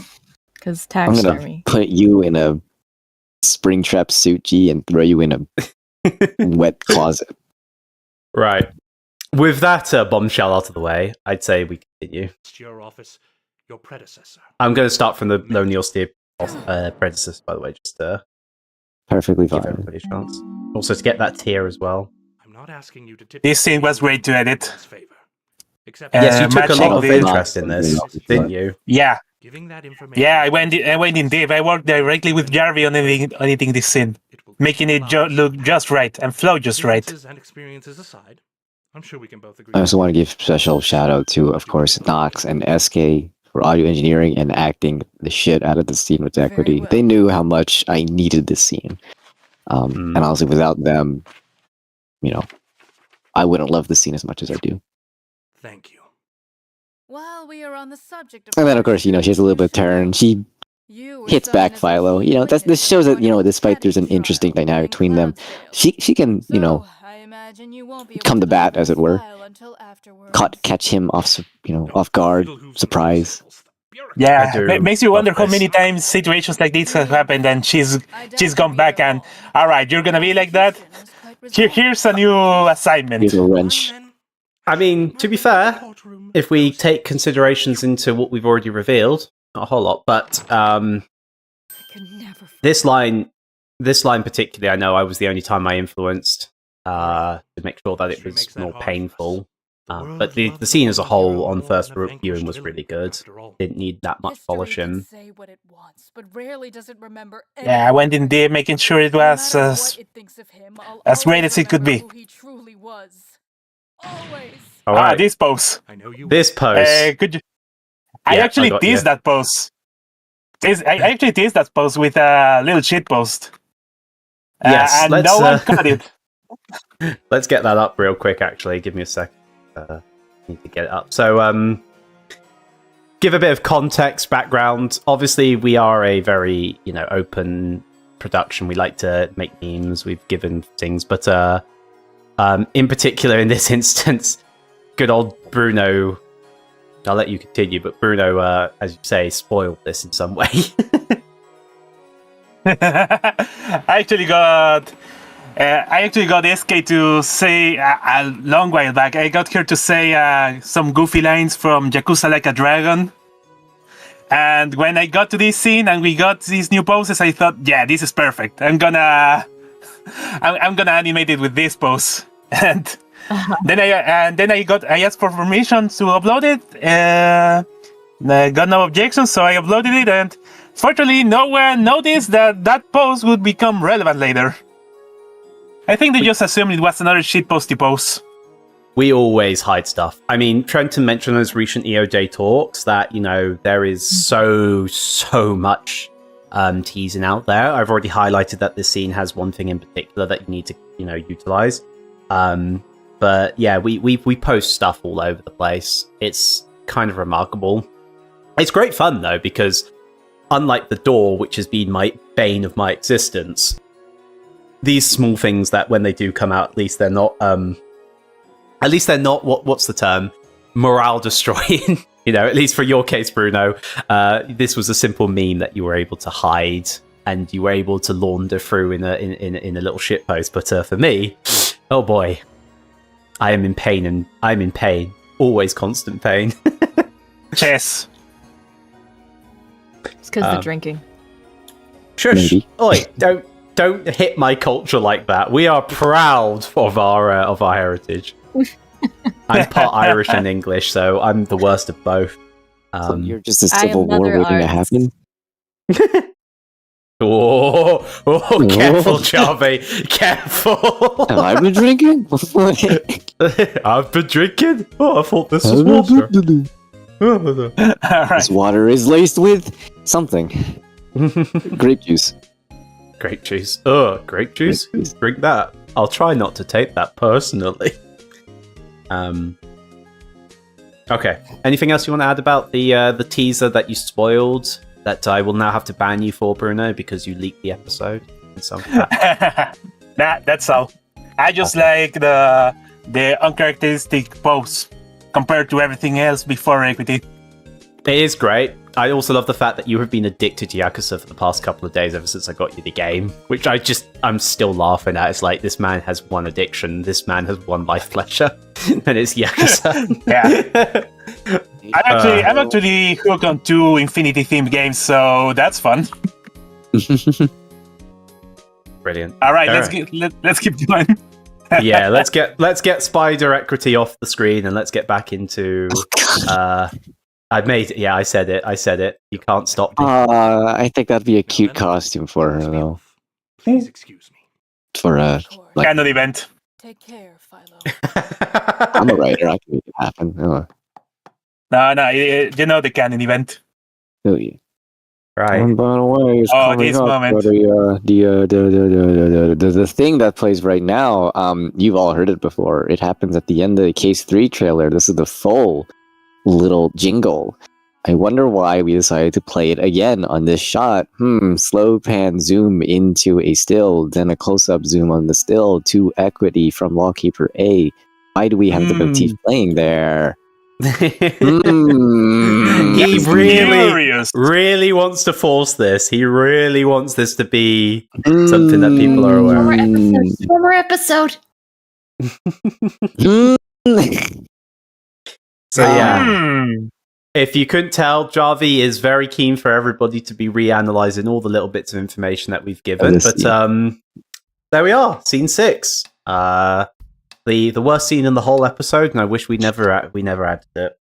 Just for that, G, I will ask to now go on to my final point, so that I can dismantle your entire being by going on to a TED Talk. How dare you say this episode sucks? How dare you say this scene sucks? Because I have every reason to think that this is the best scene ever, and I'm not biased. Yeah, sure, not at all. Let's talk about this scene. Let's talk about the scene, because there is, and to get real, like actually real for the moment, there is a huge personal significance for the scene for me. And it has nothing to do with the little, asides, the character and jokes and all that. It is a very personally conceptualized scene that I really needed for EOJ. This is not an understatement for me to say that we've been joking about this all DC, but scene 6 in particular has been in my head for more than a year and a half, maybe even 2 at this point. It began long before Case 3 even entered production. It might have been conceptualized during Project Revamp, to be honest, meaning, long before I even became the team leader of the writers. And it's one of those scenes that, as a writer, you only get a few of in your lifetime. Those, crystallized scenes or moments that seem to exist outside of yourself, that you do not have to invent, but rather, like prophecy, you are gifted it. This is to say, the moment I encountered this scene for the first time, I knew exactly how it was going to go. And it's almost word for word exactly how it is presented in this episode. And there are a lot of interesting things going on with this scene that I want to highlight as a writer, in terms of just the raw writing itself. For instance, this is a closed room. Literally. The door is closed behind Philo and Equity. There are only 2 characters, Philo and Equity. And I guess you could count the audience, but the audience looks in on this dramatic scene. This creates a sense of intimacy. We feel close to the dramatic action, which aids in engagement. But we also may feel a bit of claustrophobia. When the feelings of intensity burst out halfway through, this claustrophobia is amplified, but we, like Philo, cannot or will not turn away. Another thing, By having these two characters in essence facing off against one another, we create tension. We're not sure what either character's goals are in this scene, but we get a sense of opposition, of one trying to maneuver around the other. Ultimately, Philo is the one who succeeds, but not before Equity gets a few choice words in. And of course, as I mentioned before, we get a chance, a real tangible chance to get Equity an actual character. Underneath all the coldness and cynicism is a real person, one hurting and wrestling with a lot of complicated feelings. And there's obviously a lot that I can't say because spoilers, and that sucks, but we, in essence, do get a greater sense of who Equity is, and thus we become attached. Whether that's positive attachment or negative attachment, well, I guess you just have to wait to see. And it's interesting that the only one who's able to expose that out of all the characters we've seen so far is Philo. This gives an idea of their relationship, how much Equity must trust Philo for him to cut her to the quick with but a single question. This is also an example of showing this relationship rather than telling the audience, though I'm still very surprised and kind of shocked that people took this as romantic in nature, and it's not. And this adds a degree of complexity, though, and it's completely with due cause. It's complexity with due cause, I mean. Instead of a complicated plot, which I think I've talked about this before, I don't like. We have complicated characters, and that's far more enjoyable. Finally, this scene does what all great scenes do, and establish an underlying theme. This talk of the previous lawkeeper, of Equity's mentor, combines also with the talk about Private Eye and the consequences of his actions. The whole episode deals with this question of consequences, of what is left behind. And that to me means that the underlying theme to this episode is that of legacy. And that's kind of fitting because this is, in my view, the underlying theme of EOJ. Not really the story. I don't think any story can be defined by one theme. But EOJ, the product, has this theme. We are strapped to the legacy of Turnabout Storm, My Little Pony, and Ace Attorney. And with that comes enormous pressure. I admit, I feel that pressure. These are very big shoes to fill. These are the lonely, austere offices that we need to remember. But we must see to it that if this is the legacy given to us, we do our best to live up to it and then some. And I will end now with this. Legacy being haunted by it. This idea of what remains and what goes on. This is going to be the prevalent theme for the rest of EOJ. Well spoken, Jarvy. Well spoken. Thank you very much for all that. And yeah, we're very glad that we're able to start looking into more expansive themes. We're also glad that we're able to really expand upon what we give. Especially as Jarvy highlighted, when we're so heavily tied to existing media like Turnabout Storm. But I think give us a bit of time. There's a lot to show that we are keen to show. That, will give you satisfaction in areas that you never thought that you would necessarily want. And I'm very, very happy with where we're going. Now, I need to take a quick second to briefly mute everybody, and also myself shortly, by quickly getting a comment from SK, who couldn't be here today. So without further ado, we're just going to quickly fire off a comment from SK, as this is where she wanted her part to play stream. If this doesn't appear, or if you can't hear it, do shout out. This is the first time we've done this. So without further ado, SK's comments. Hi guys, it's SKVA, or just SK, and as you know, I'm the voice of Equity, and also now Fated Pursuit. I was originally going to be on this director's commentary, however, due to scheduling issues, I ended up having to back out of it, but I still wanted to say something about my experience with voicing two characters in this episode. So, with Fated Pursuit, I was originally very confident in my voice for her during the audition process. However, when it actually came to recording her lines, I wasn't feeling very good about them, partly because I was trying to get a new studio put together and it didn't sound very good. So I actually recorded the lines twice, but then also, because of this whole new studio business, I didn't really feel like my voice really fit. I couldn't get up to where I wanted to be initially. but I sent them in anyway, and I'm really glad that you guys enjoyed my performance of her, and, you know, it makes me feel a lot better, and I'm glad that you guys are enjoying her a lot. And then when it comes to equity in Scene 6, this is a very important scene for equity in terms of lore. This has been getting teased to me for so freaking long, and I was so excited to finally read through it and finally, like, get, like, you know, voice for this scene, and it's so cool seeing it all come to life and, you know, seeing it all come together. It's really, it's a really cool experience. I was having, like, I was having a little bit of trouble in the booth, like, you know, getting these aspects of her character down, because up until this point she's just been very, like, stoic and almost evil, and, like, nobody really knows what she's thinking kind of thing. But then there's just been this, like, sort of, like, underlying pain in everything that she's said before, and this is when that pain begins to come out and actually show itself. And yeah, that last always was so difficult, because it really, from what we know of equity now, that doesn't sound like something that she would say. She wouldn't get that emotional, but she does, and she does have that emotional capacity, and it was a little bit difficult, but I'm glad that I was able to do it, and I'm glad that I was able to pull it off, and I'm glad that you guys enjoyed it. So, yeah, thank you guys. Brilliant. Thank you very much, SK, for that comment. So, yeah, we're pretty much at the end of the episode. I'm going to unpause as we fly on through, because there is one last thing that we obviously have in every episode, and that is a teaser.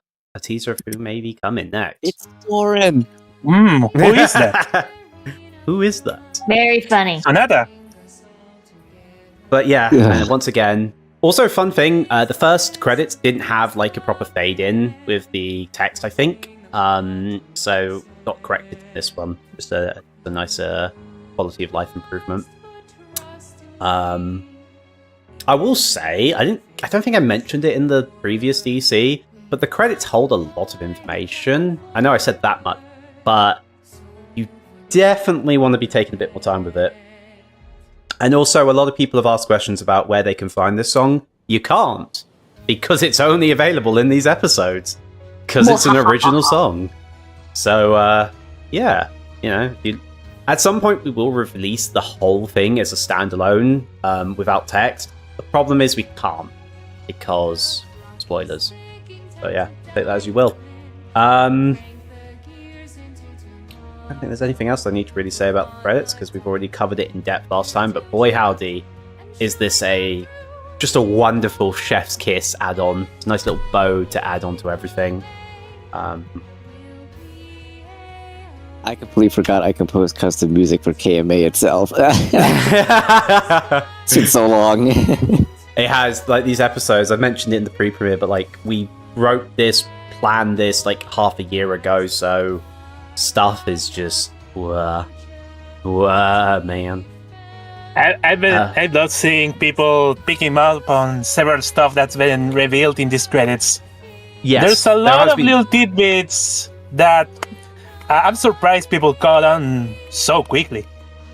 I mean, I'd say I'm surprised, but I'm not. I will say that this credits does give you an indication of things to come in free, so, you know, take a hint of that. Maybe more than one. I also need to quickly do a quick shout out. There's something that I added for this particular episode. The special thanks is particularly directed towards two things. First of all, there was a team leader's choice. I'm going to pause it as it appears now. So, first things first, team leaders highlighted in this episode that they wanted to give praise to Null, who is here. For excellence and work. And the second one is a director's commendation, which I've given to Nox for outstanding willingness to take on additional duties. So a little thing that for future special thanks, keep an eye out for particular names in the team because they have specific meanings. But yeah, in this instance, the team leader's commendation went to Null and the director's commendation went to Nox. So a little bit of a congratulations to both of them. Right. So I think that is everything that we need to cover for case 3. Wow, no. God, no, it's definitely not all we need to cover for case 3. That's everything we need to cover for episode 2 of case 3. Any questions for scene 6? Because we didn't quite take those, but I wanted to get through the credits. So if anyone has any particular questions for scene 6, raise now. Why is this your favorite scene, fans? Because it is. No other scene. This is the only scene that matters. Why was this scene not in the post-credit? He hates me. Oh yeah, that reminds me. The scene 6, if we still were doing things like we were in case 2, we probably would have tried to make scene 6 fully animated. That would have been a disaster. Yeah, that would have been horrible. Yeah, no.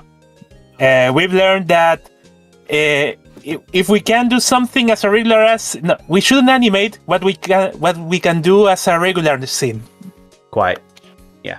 Which you may get a chance to see in an upcoming episode in the near future. I won't spoil anything. What was the name of the book on her desk? I couldn't read it. Oh, I'm so glad you asked that question, Sean Full Dark. I am so happy to answer that question. That was To Kill a Mockingbird by Harper Lee. That is all. Why? Well, I mean, that is quite that's all you're going to say about that. The only thing I could say about that is, admittedly, it's my favorite book. So it's a nice little. It's my favorite scene, favorite character, favorite book. Aw. And there's nothing else to it. Totally. There is totally nothing else to it. And you're going to shush before I mute you forever on these streams. He hates me. I hate you more than Maria. Any other questions before Jarvy has a mental breakdown on the scene 6? Not seeing anything at the moment. But yeah, 3-2. What an episode. Again, I said 3-1 is I've had this discussion with Jarvy before. 3-1 is a pilot episode to me / palette cleanser. I think 3-2 is really where we started to get into our own identity a lot more. So yeah. Okay. Now it is my favorite episode. I can say that full. I mean, as we get more, I'm probably gonna change that opinion. But in terms of just writing, yeah, it's my favorite. I'm biased. I know it's scene 6 mostly the reason why, but I love 326 and I love 3-2. It has everything I wanted to do as team leader of the writers, and I think that's a lot there. Compelling. Right. Cool. Okay. Well, since no one has any major questions coming up, I think now is the time where we're going to have to start planning on wrapping this up. So let's get the song going. Got a minute to do this. So first of all, I want to give a special thanks to all of my guests today: Shannon, Jarvy, Bruno, Arts, and Null for their attendance. Thank you all for watching. This has been a really fun director's commentary as always. I am 5 cups down. I'm going to fill this in the morning. I have work in the morning, so booyah. But yeah, look forward to the future. In fact, before we do disappear, I've got a few teasers that I want to show you. So, first of all, I'm going to put a blur background on. Have a look at this wonderful design. You may see this design if you're coming to the upcoming Festival of Friendship at happening in Southampton on the weekend of the 15th. You may also get this design as well. I'm not going to you should be able to put 2 and 2 together on what those are. And you know what? Let's have a third one as well, because why not? So if you're in the UK, if you're around the area, come to Festival of Friendship on the 15th, 16th, and 17th of this month. And you may be able to obtain one of those awesome designs in the form of a particular product. But that's everything I need to say. I think that's everything we can say. So we're gonna end this off as we usually do, everybody. It's been 3 hours. Thank you so much for watching. Team, I'm hungry. On the count of 3. 1, Okay. 2, 3. Objection. Objection! He waited.